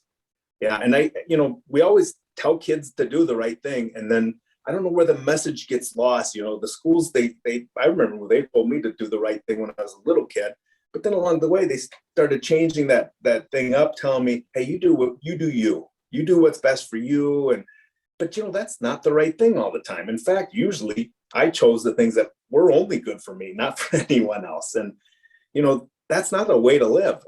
You can get by for a while on that, but you really are going to find a lot of unhappiness in this life and in the next. The strongest I felt that pull, that tug of war, the voices, is a few months after my 25-year-old NDE, I was walking through the living room, and Oprah was new on, and she was talking about people that died and come back. And I thought, oh, that's the dumbest thing I ever heard. Oh my gosh, how stupid do they think we are? Because I had just pushed all that out of, away from me, because I lost my twins in that. It was depression, and I don't want to think about it, and all that. That was. And so I, oh my God, how stupid. And I rolled my eyes, and I took a step to walk into the kitchen, start supper. And I stopped. Like, why does that sound so familiar? And I'm like, oh my God, it was real. It was real. Oh my God, it was real. The memory come back. And I allowed myself, I never forgot it, but I just was angry and I was depressed. I didn't want to remember that. Pressed it. And it come back. And then it was like this voice saying, oh, ladybug, I'm allergic. This one voice was saying, it can't be real. Another was like, but it was real. It can't be. It was. I mean, I actually was like this with two voices. Yeah. Now that sounds crazy. Yep. It does sound crazy, but now, I realized it was like, which way are you going to go? Are you going to just forget about it? Or are you going to face it? And I had to face it, because it was like, it was real. And I knew it was real. But Yeah. this voice was wanting to try to say it couldn't have been. It's not Of course, possible. it wanted to steal it from you. Yeah. And so after supper, I sat my husband down and I told him, and he said, that was the first time I told it. And he said, I know you and I know how it sounds. He says, I can tell you, tell me the truth. Yeah. But then, like I say, always end with that. It was like, what do you do now? You know, I didn't catch the word near-death experience. I don't know if they even said it. So I didn't even know where, like, I even thought about going to the library, but I didn't know what it was called. What would I even look up? How could I even explain to the librarian what I was talking about? I thought it never happened to anybody but me. Now I heard, and then I just heard those people talking, and I didn't believe it happened to them. They looked weird and they talked weird. You know what I mean? They looked like weirdos to me. And so I knew it happened to me, and I really didn't care whether it happened to them or not. It was just like, what do I do with this? Well, no, I couldn't do nothing with it. Hmm? Yeah, you know, I felt like that too, though. I felt like, you know, I didn't believe in near-death experiences before this, but when it happened to me, I was like, well, this is a real deal. This is going to blow everything else away. And then I started to see, wait a second, it's almost exactly the same as everybody else's. It's not a big, I mean, there's differences in how I explain it, but that could be attributed to my own translation of what I saw, because, you know, I'm seeing something that totally beyond what a human being can actually, I mean, we don't have any way to describe some of the things that we see. So, you know, you got two people who are seeing that, you're going to have maybe a little bit of a variance, but there's a very, very strict pattern that these follow. And that really impressed me, because there is no way you can get 200,000 people a year to have the same kind of story year after year after year. That's just bizarre. And it's really amazing. But I had that same feeling, like, wow, this is the most amazing thing. And yet at the same time, I had this, you know, when I thought, okay, I'm going to try to write this out. And I felt really strong about it. I felt really good. That peaceful part of me felt really good. But then there was something that's saying, no, you just want to do it to make money. Well, that voice, you know, it clearly was lying to me, because you don't make money writing a book. Right. It's a liar. Yeah, it's a liar. So, you know, I had to really check that, though, because it made me afraid to come out with it. It's like, okay, maybe I should just keep this to myself then. And, you know, maybe this was just a gift for me and I'll just keep it to myself. And then it kept coming up saying, you got to share this, you got to share it, you know? And then I just finally committed to doing it. And all of a sudden I just got a ton of energy to be able to put it out and write it, because, you know, I was really struggling for a long time to be able to get anything done. And then that just energized me. I knew I was on the right path to getting it out, because I felt peace. And, you know, that other side, that nefarious demonic type of influence, it never wants peace for you. It always wants to disrupt you, and it always wants to disrupt those around you. And that's really the fruit of its behavior, you know. And the other side, it's like the animal of us. Yeah, it really is the animal of us. It's all about that instinct and, you know, dog eat dog kind of, you know, and who wants that? It's a horrible way to live. And I can only think that the demons are really laughing at us when they get us to do those things, because they like us to be in misery. They don't like us. They hate us so much. They want to see us, you know, ever suffer. And yet God, all he ever wants to see is beauty and love for us. And, you know, well, you know, we have the instincts of survival that kept all our, you know, ancestors to bring us to this point. You know, they had to survive. So they had to be selfish. They had to look out for themselves. They had to be paranoid, you know, they had to. And so we do have to. And I was thinking today, you know, like if I just found out I was going to die, my first instinct would probably be like, crap. But then, because that's like a primal feeling, we still have it, but hopefully it won't be crap for very long. Hopefully crap will, oh, okay, I'm good to go. Yeah. You know? Well, that's the beauty of Jesus dying on the cross, is he changes all those human things of us. You know, it's like, because like now he's overcome my desire for self-preservation. You know, I don't have the opportunity, but if it ever does, that I have to risk my life to save somebody else's, it won't even be a bat of an eye. I'm going to do it in a heartbeat. And, you know, I think it's because I have so much trust that he's got something for me. And I really don't know what it is, but if he puts that in my place, I'm going to follow it. And it's just because out of pure love for him, but I used to be somebody who I always would, I always thought I would do the right thing and say somebody. I probably would have, but it would have been more for my own ego, not for the purity of just doing something because it's so much better to save somebody than it is to not do it. So, everything has changed. My whole perspective is more about just doing peaceful and loving things for other people. And that's kind of a denial of myself, but I can only say that's because Jesus gave me an example. And for some reason, he gave me some graces now that I see that as the better way for me. And I'm loving it. Yeah. It has been a wonderful conversation. Oh, I liked it too. I was like, thank you for sharing your story with me too. That's awesome. I don't get to talk to a lot of people who've had near-death experiences. So I'm really grateful. Thank you. Yeah. And people get on me all the time, comments. It's like, tell me to shut up, let the guests talk. I'm like, you don't get it. I'm alone out here. I want to talk to another ear. I'm not going to get another chance. Every podcast is another chance. Right. But it also brings up other things, because, as I've only told my story a few times, but as I tell it, it comes, there's certain pieces that get to come out a little bit more detailed in one conversation versus another. And I think there's a beauty to it because like when we were talking, it just was like a natural flow, and kind of hearing what you had and then it sparked me. Oh yeah. And I kind of had this over here. And, that really made it more interesting, at least for me. I had a good time. So, some of the people that do this all the time, they'll want me to send my questions beforehand. I don't have any questions beforehand. Yeah. I was like, I come up with a question as you're talking. Yeah. So some people have interviewed me and said, hey, what do you want me to talk about? I'm like, well, you're the interviewer. Ask whatever you want. I'm not going to come in prepared. I know my story. That's all I'm going to come with. Yeah. So I love it like this. Just like, let it flow. Let's see where it takes us. Let's see where it's meant to go and leads. And I love it. Yep. I do too. I agree. I think it's more natural and just it comes out in a more authentic way too, because there's something about that natural conversation that guides us in the right direction. And I think God gets in there. I do too. I think he helps guide it to what we need out of that conversation.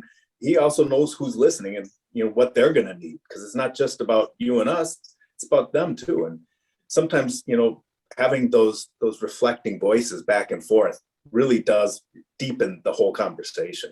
Yeah. The other day, this lady was coming on. She says, but I don't want to be on the camera. Yeah. I hate sitting on the camera by myself, like, oh crap. Yeah. And then she said, like, okay. Because, I'm thinking this is about the experience. It's about the guest. It's not about me. I'm going to sit there and look like a fool on the camera by myself. Okay. And then she says, I said, okay, just send me a headshot. No, I want the cover of my book. I'm like, I don't know if I want to do this. Nobody's going to watch this. And then something told me, no, this is about the experience. Somebody will get something out of it. After I published it, it was yesterday. It was like just a few days ago I published it.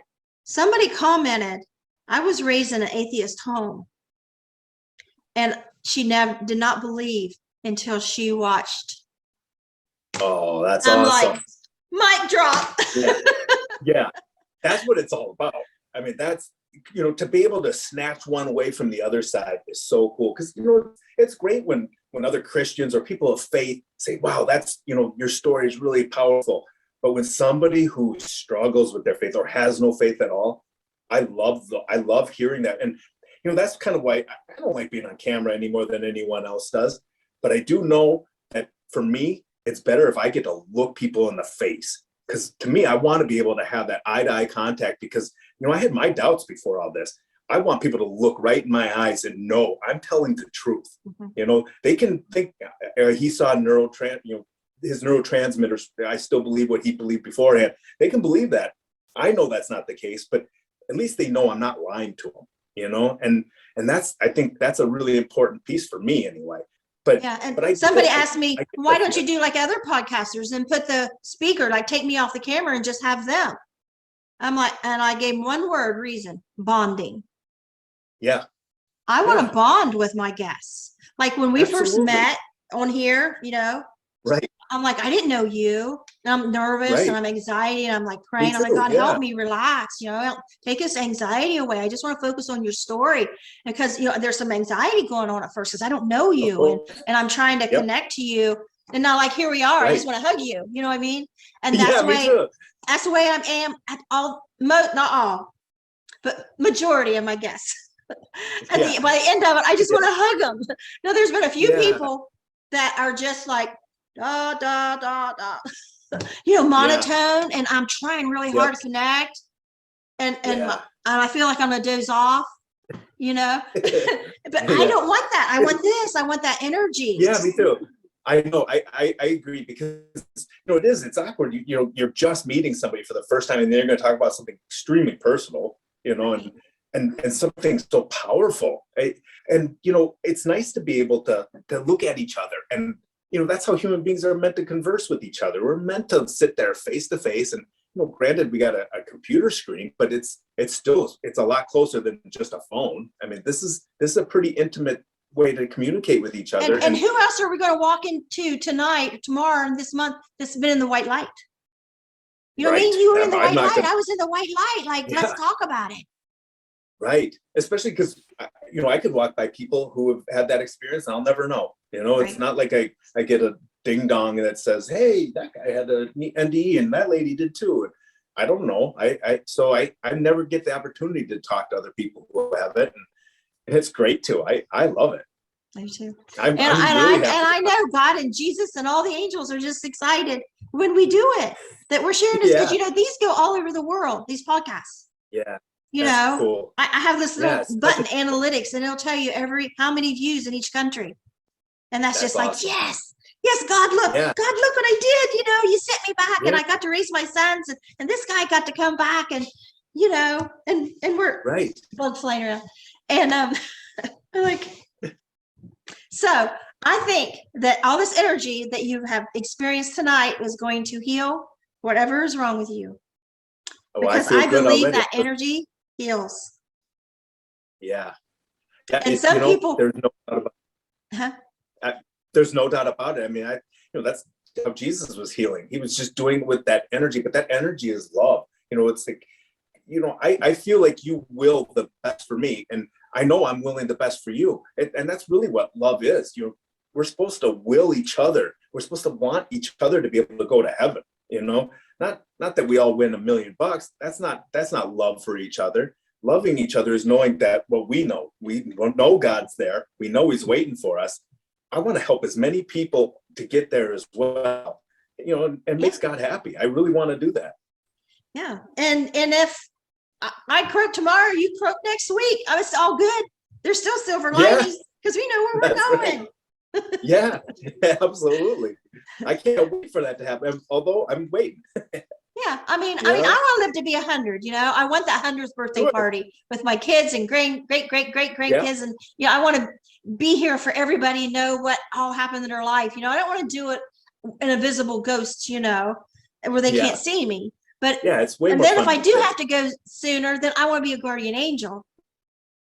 Yeah, and I want to watch over everybody and move that car out of the way before it hits them and all those kinds of things because I have felt it in my life.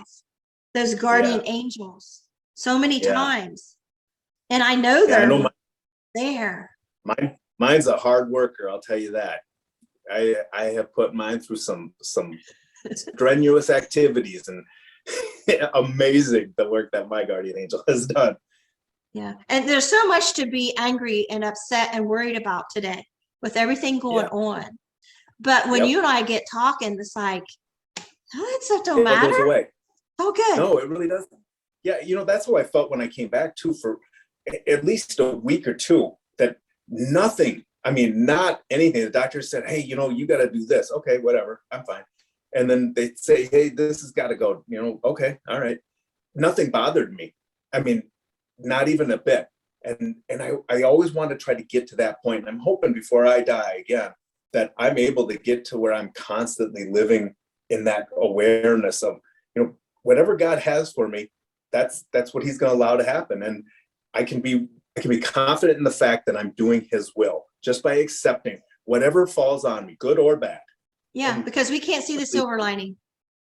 Right. And honestly, there's a lot more good. It's just, the bad tends to grab our attention, but I've seen so much good in my life, and all this medical stuff, it's just an inconvenience to me now. I really don't even see it as any more than just an inconvenience.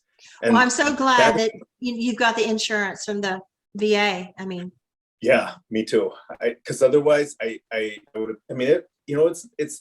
it hurts anyway. It's financially, the heart transplant and, all these medical things, it's been a challenge, but God always keeps finding ways to help me. And he's always had his hand on my life to make sure that, it just works out and I don't have to stress about it. What was that? Joyful sorrow? What was it? Oh, to suffer joyfully. Suffer joyfully. That's beautiful. Yeah. I want that on a coffee cup.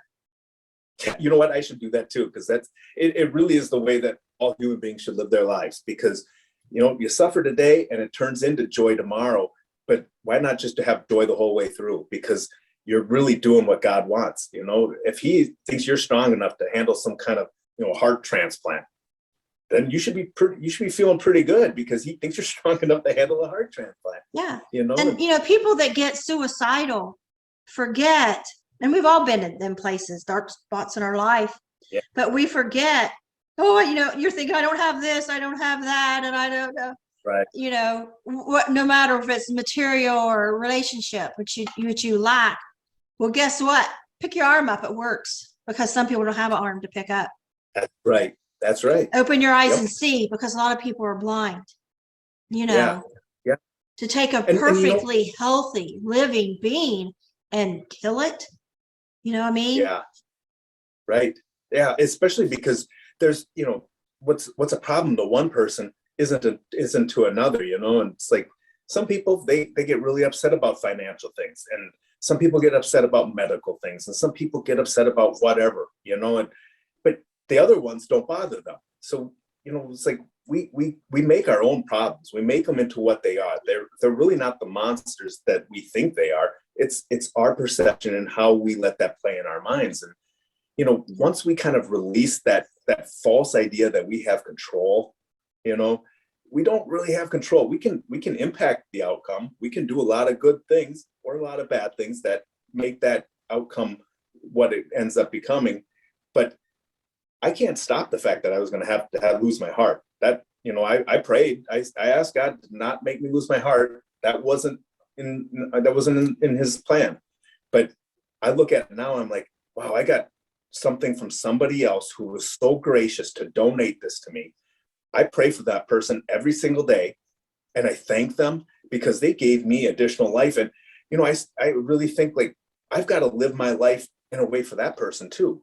I've got to live my life because they didn't donate this heart for me just to squander it, and one of my first NDEers on my podcast, he met his lung transplant donor during his near-death experience. Oh, wow. That would be cool. Yeah. I of course I didn't get to, because I didn't have mine until after that. Right. But wow, could you imagine that? That would be the coolest thing, because I still haven't gotten to meet my donor yet, and I don't know that I will be able to. It sounds like mine had a rough life and might not have had a lot of family, so that's probably something I'm just going to have to get comfortable with. That I'm not going to be able to. But it doesn't stop me from talking to that person, because I know if they are in heaven, they're going to be with Jesus. They're going to hear my prayers through him. So, he's going to definitely let them know what's happening. And I just think that it's such a wonderful thing when people do those kinds of things. And man, that would be cool to meet your donor, just to be able to have that face. But yeah, and he hadn't been interviewed before, and he was on mine. And then I see him on podcasts all the time. He's getting like tons of views and everything. He started out my little tiny podcast. And it was a brand new podcast. Awesome. He was like my third interview person or something, I think. And so yeah, that's cool. like, you know what I was doing. I didn't know how to edit it. You know, it was really crappy, but you know, I had him on there, and you know, he got his story out, and but it gave him the confidence to then go on. I love Go having for it. first timers. You know, it's never been on a podcast before, and I just explain to him Zoom and you know and whatever. And I love it because I know I'm going to see him again later, and they're just going to be going out there and going out there. So I feel like training wheels for people. Well, that's awesome. What's your sister's name, if you don't mind? Melody. If I ask. Okay, I'm gonna say prayers for her too. Thank you. Yeah, absolutely. Yeah, she is going to be the most beautiful angel. And if she goes before me, you know, I want her to be the first person I see in heaven. I want to see how beautiful and healthy she is, because she's been disabled her whole life. Yeah, so it's going to be wonderful for her to be in glory and just that whole transformation. She don't understand what's happening right now. Right. You know, I just stood there and talked to my mom about it in front of her because she don't know. I kind of talk in code, you know, I'm not graphic. Yeah. But but yeah, she don't know what's coming. You know. Yeah, sometimes that might be the thing too. Yeah. You know, there's despair of that fear and but I just imagine, you know, the moment she crosses over, how wonderful. Because she's so angelic. She's been so angelic her whole life, and she's childlike, and she's going to be so happy, and it's going to be so bittersweet. Yeah. It's tough for you, but you know, but you also know where she is. You know, that's kind of, you know, my son, when I came back, he, you know, my middle son, he's my middle child, obviously, but he, you know, he was really hit hard by it. And, you know, he's my buddy. We get along so well, but he was asking me about it, and, you know, and I said it was, you know, it's hard to come back. You know, I had to come back to all this pain, and, you know, everything was beautiful. And, you know, I was really trying to set his worries at peace, but I didn't really do a good job of it because, you know, I was describing how wonderful it was in comparison to, you know, how negative it is here. And what he said is, you know, Dad, if you die again, don't come back. And I'm like, why? You don't want me to come back? He's like, I don't want you to suffer like this. He goes, just stay there and enjoy it. And I had to tell him that, you know, part of my enjoyment, you know, there was you and was my love for you. And, you know, that played into it. But it was, you know, now he's at this point though, where he understands it so much better, and he's not worried about whether or not I die. Okay, that'll be a healing. If something happens to you, that'll be a healing, even if it's of old age. Yeah, it'll be healing. I feel very comfortable with it. Even, you know, for him, it's like death doesn't, you know, and he's not going to be limited in his own life because of worries about death. And I think, you know, that's good because he's not, you know, overzealous where he's going to do crazy things either. But he's not going to limit himself on living his life, you know. And I think that's a beautiful thing, to be able to have that understanding that, you know, God is really there. He's waiting for us. I had a unique perspective during my NDE when I lost the twins. I told God I was bargaining, which I know you know that as a therapist, the part where you start bargaining. I was like, okay, fine, you know. I agreed to stay if I said, you can look into the future. You're omniscient. I said, so you can look into the future. So I'm kind of like asking God to prove himself to me too, I think, in a way, when I say this. And if you can show me that my sons will be better off without me for any reason, I agree to stay. But if not, I beg to return, because I have been demanding to return. Now I'm begging.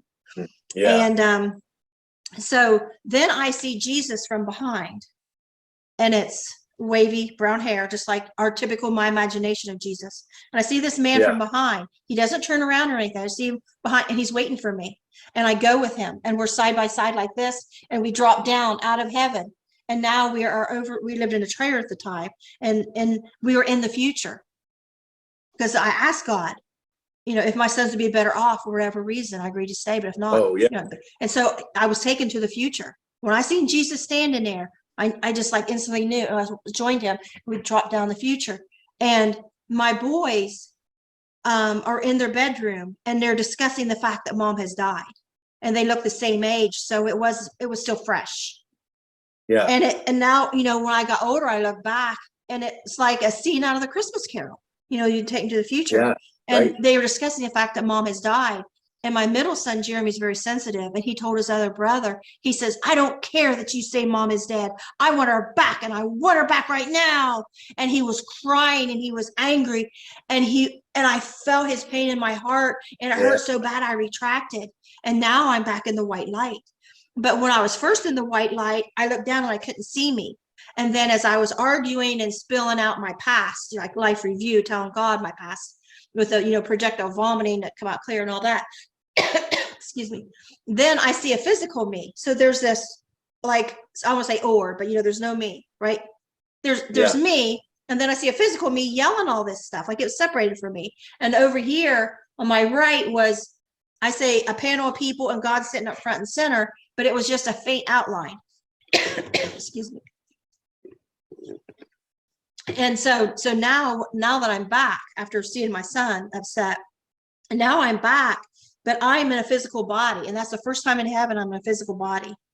But even when I joined Jesus, it was kind of, I want to say a reflection of me, because that would have been a third me. I know it sounds stupid, okay? But there's an invisible me, then this person screaming this stuff. And then from behind, I see a physical me join him and down underneath.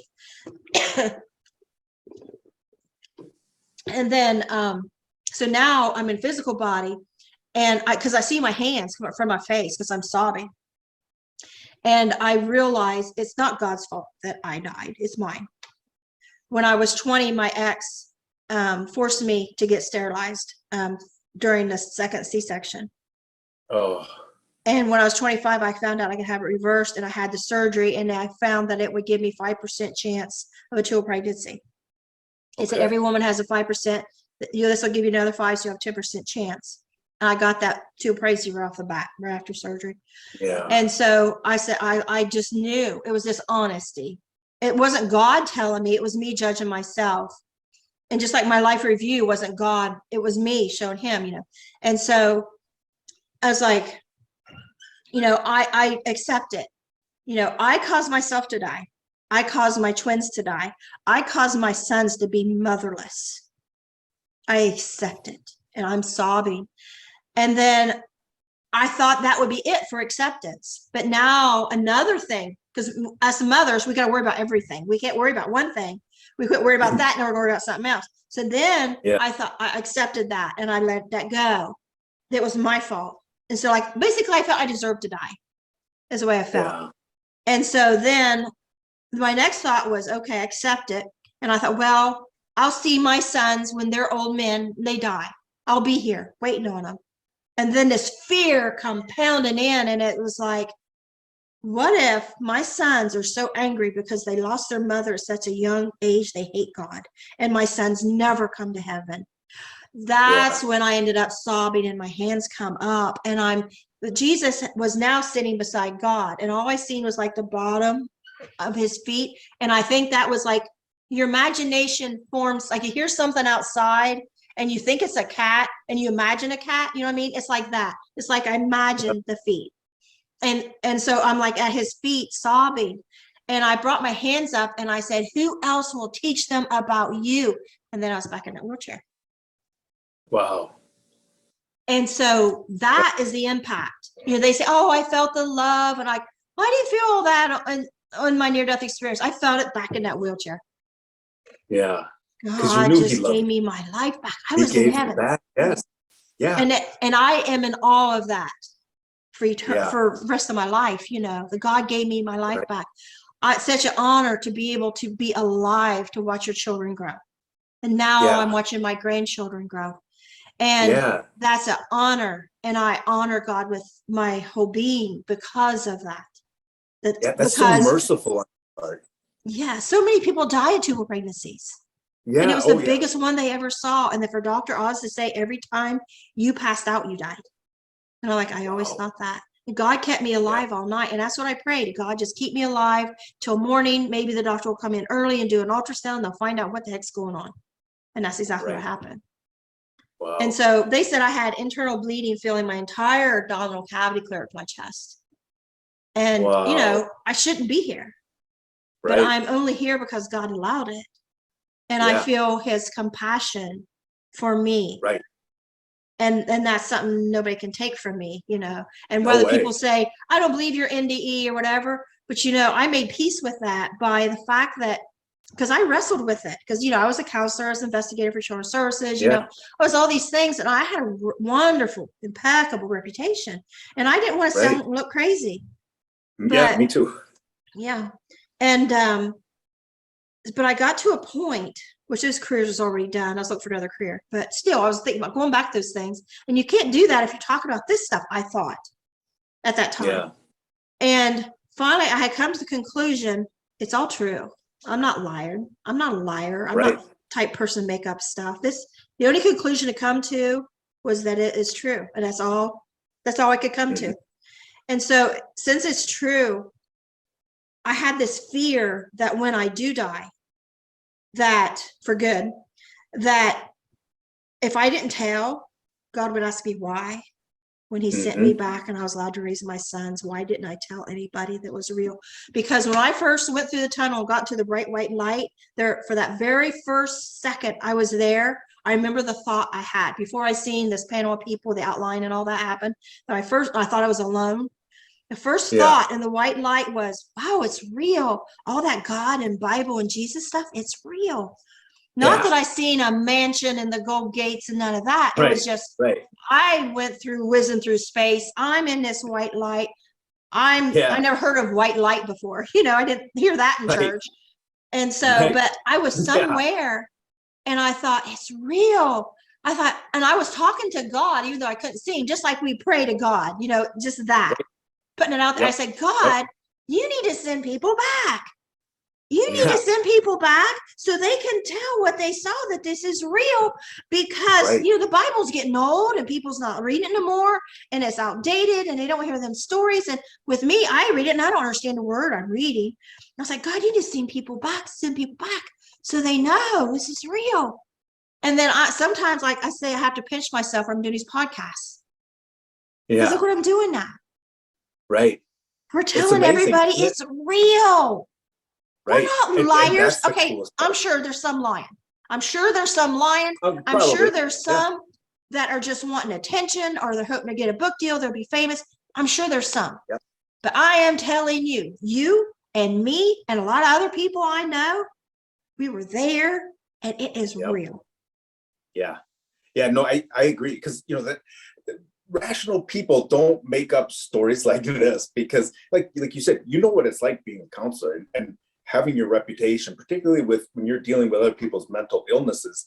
You know, that could be a really damaging thing to have on your record, you know, and a lot of places don't want to have somebody who has something so speculative, you know, can't prove it, right? So, and I'm still in that position. I've got a number of years of work ahead of me, and you know, I really do want to get back to work, and it was a scary thing. And I think that was one of the things that, you know, that the devil tried to keep me from telling the story is, you know, you'll never work again. You'll never be able to support your family. And, you know, finally I was just like, I don't care. This is the most amazing thing that's ever happened to me. I don't care whether or not people believe me.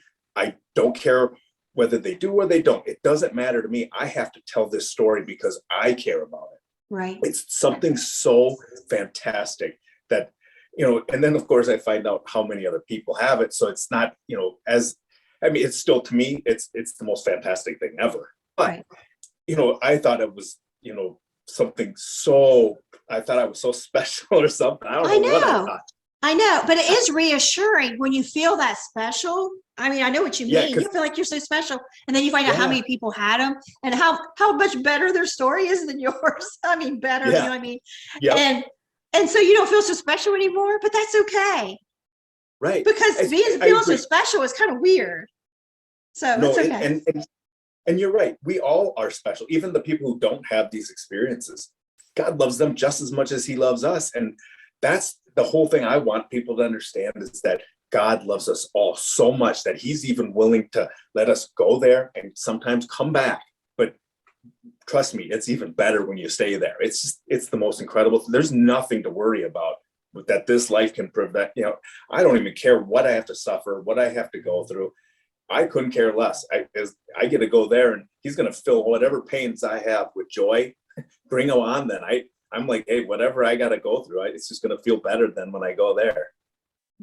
I had a medium on a while back, and she's like, well, why don't you do this, medium stuff? And I was like, I don't command it, it's spontaneous. What I get, what little bit I get, few and far between. I don't like, okay, I'm going to sit down with this person and something's going to come. No, this stuff just comes out of nowhere for me. And so, and I said also too, one time I did do it intentionally. I used a technique that I read in a book. And I said, I feel like these people follow me around after that. And I don't want, spirits follow me around. Yeah. And I heard in my head so clear, as I'm on a podcast, they're already there. And I'm like, yeah, they are. There's spirits here everywhere. We just can't see them. Right. And when I drowned when I was 5, I was a ghost kid. I was running around the yard playing with kids. They didn't know I was there.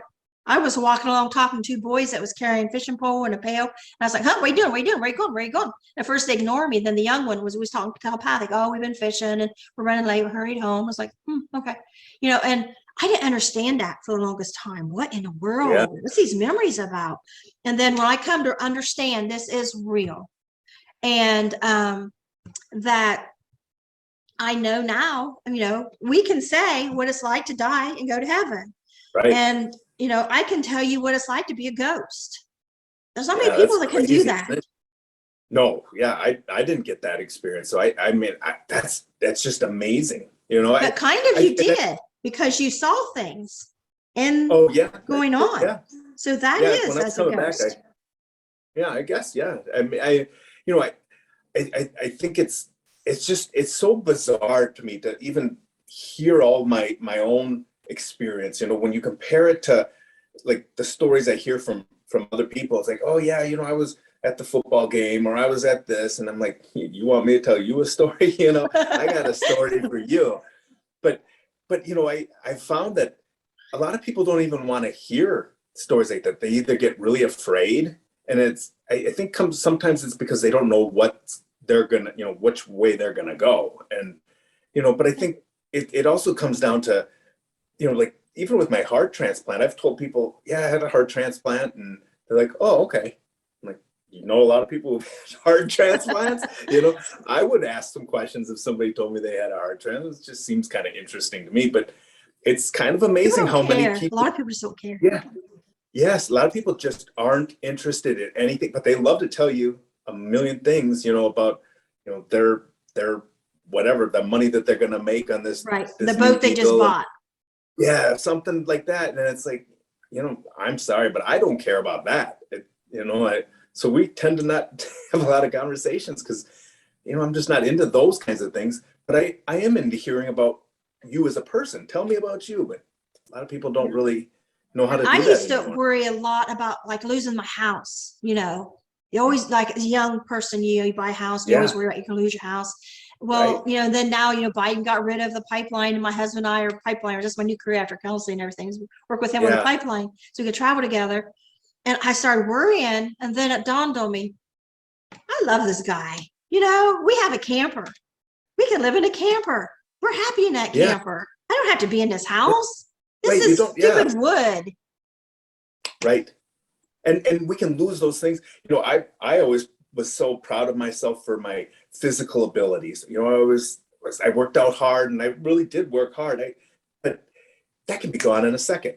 I made a lot of money at my job before I died. That certainly was gone in a second. It's like all those things that we work so hard to hold on to can be taken at any moment's notice.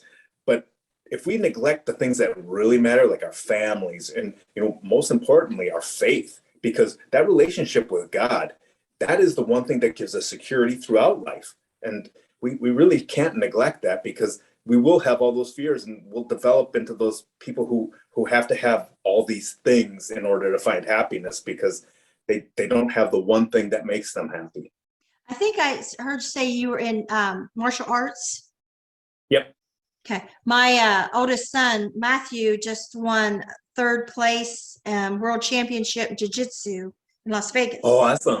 That's awesome. Oh, congratulations to him. Yeah. I bet he's pretty. My sons are just entering their 40s, and so they're still in that age of, accumulating things and degrees and, world Yeah. championships and all these Yeah. things. And that's Yeah. great. Have fun with that. But I know they're going to get, to an age where they're going to be. And I think like you are at, you're a young man too, but it's because your near-death experience, it kind of like catapults us into actually, it feels like an older soul. Oh, absolutely. That I couldn't agree. All the things that I had, all my medals and trophies, all these things that I had that I thought, I used to have this I love me wall. I call it an I love me wall. I put all these achievements up on a wall just so I could look at all the things I've done. That wall's gone. I couldn't care less about that. I put it all into a little box, and now half of it I've thrown away. Those trophies and things, they were great at the moment, but they're nothing to me anymore. All they ever did was collect dust. They don't represent anything more about me than just an achievement that I did at one period of time. And really, it didn't make me a better person. Helping that lady today, that made me a better person, because that carried with me still right now. I mean, I still feel pretty happy about it. And, those are the things that I'm excited about now. If I had an I love me wall, it would be those kinds of things. And you're right. You do develop more of an old soul because you look at things so much differently now. And it's not about the things that I can get for myself, other than doing the good. And, and I always know that that's what God wanted me to do. He told me to show his love. I was able to do it today. And I think that's a message that, for everybody: pray, suffer whatever you got to suffer joyfully, and show love to people. And suffer your joyfully. life will be better. Yeah. Love it. Years ago, I realized that church doesn't fit well for me. And so I told my husband, said, from now on Sundays, we're just going to go see who we can help. Just let the day take us where it leads us and end up who we can help. And that's just something that just stuck with us all this. Yeah. Because it feels good. If you've never looked and paid for somebody else's meal, you don't know what it feels like.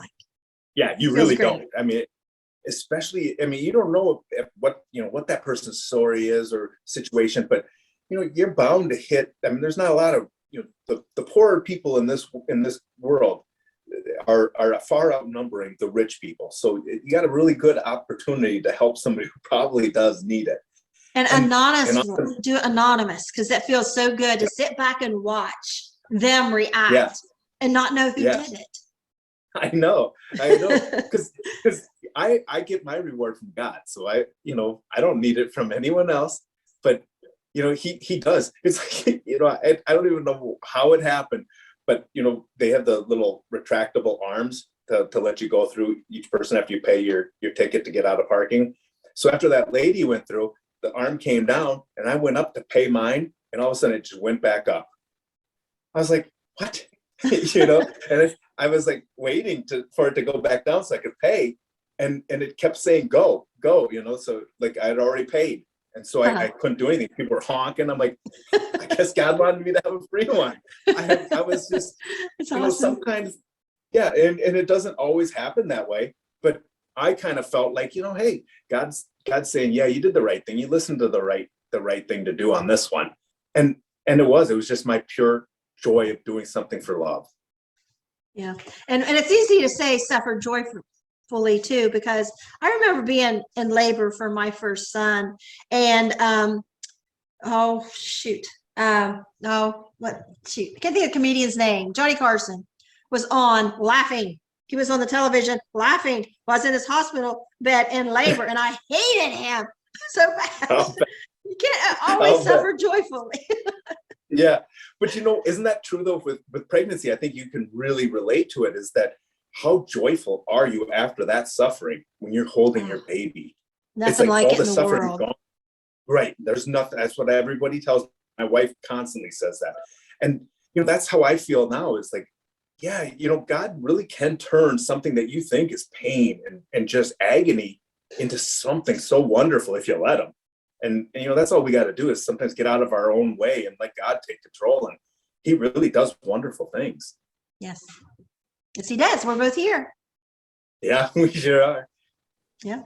Well, it has been so great. And I'm going to let you go so you can get your rest. Okay. All right. So I will probably have this loaded to YouTube by morning, and Okay. I will send you a link as soon as it's published. All right. Okay. Oh, thank you. And I'm very grateful for the interview. Thank you very much. Bye-bye. All right. Bye.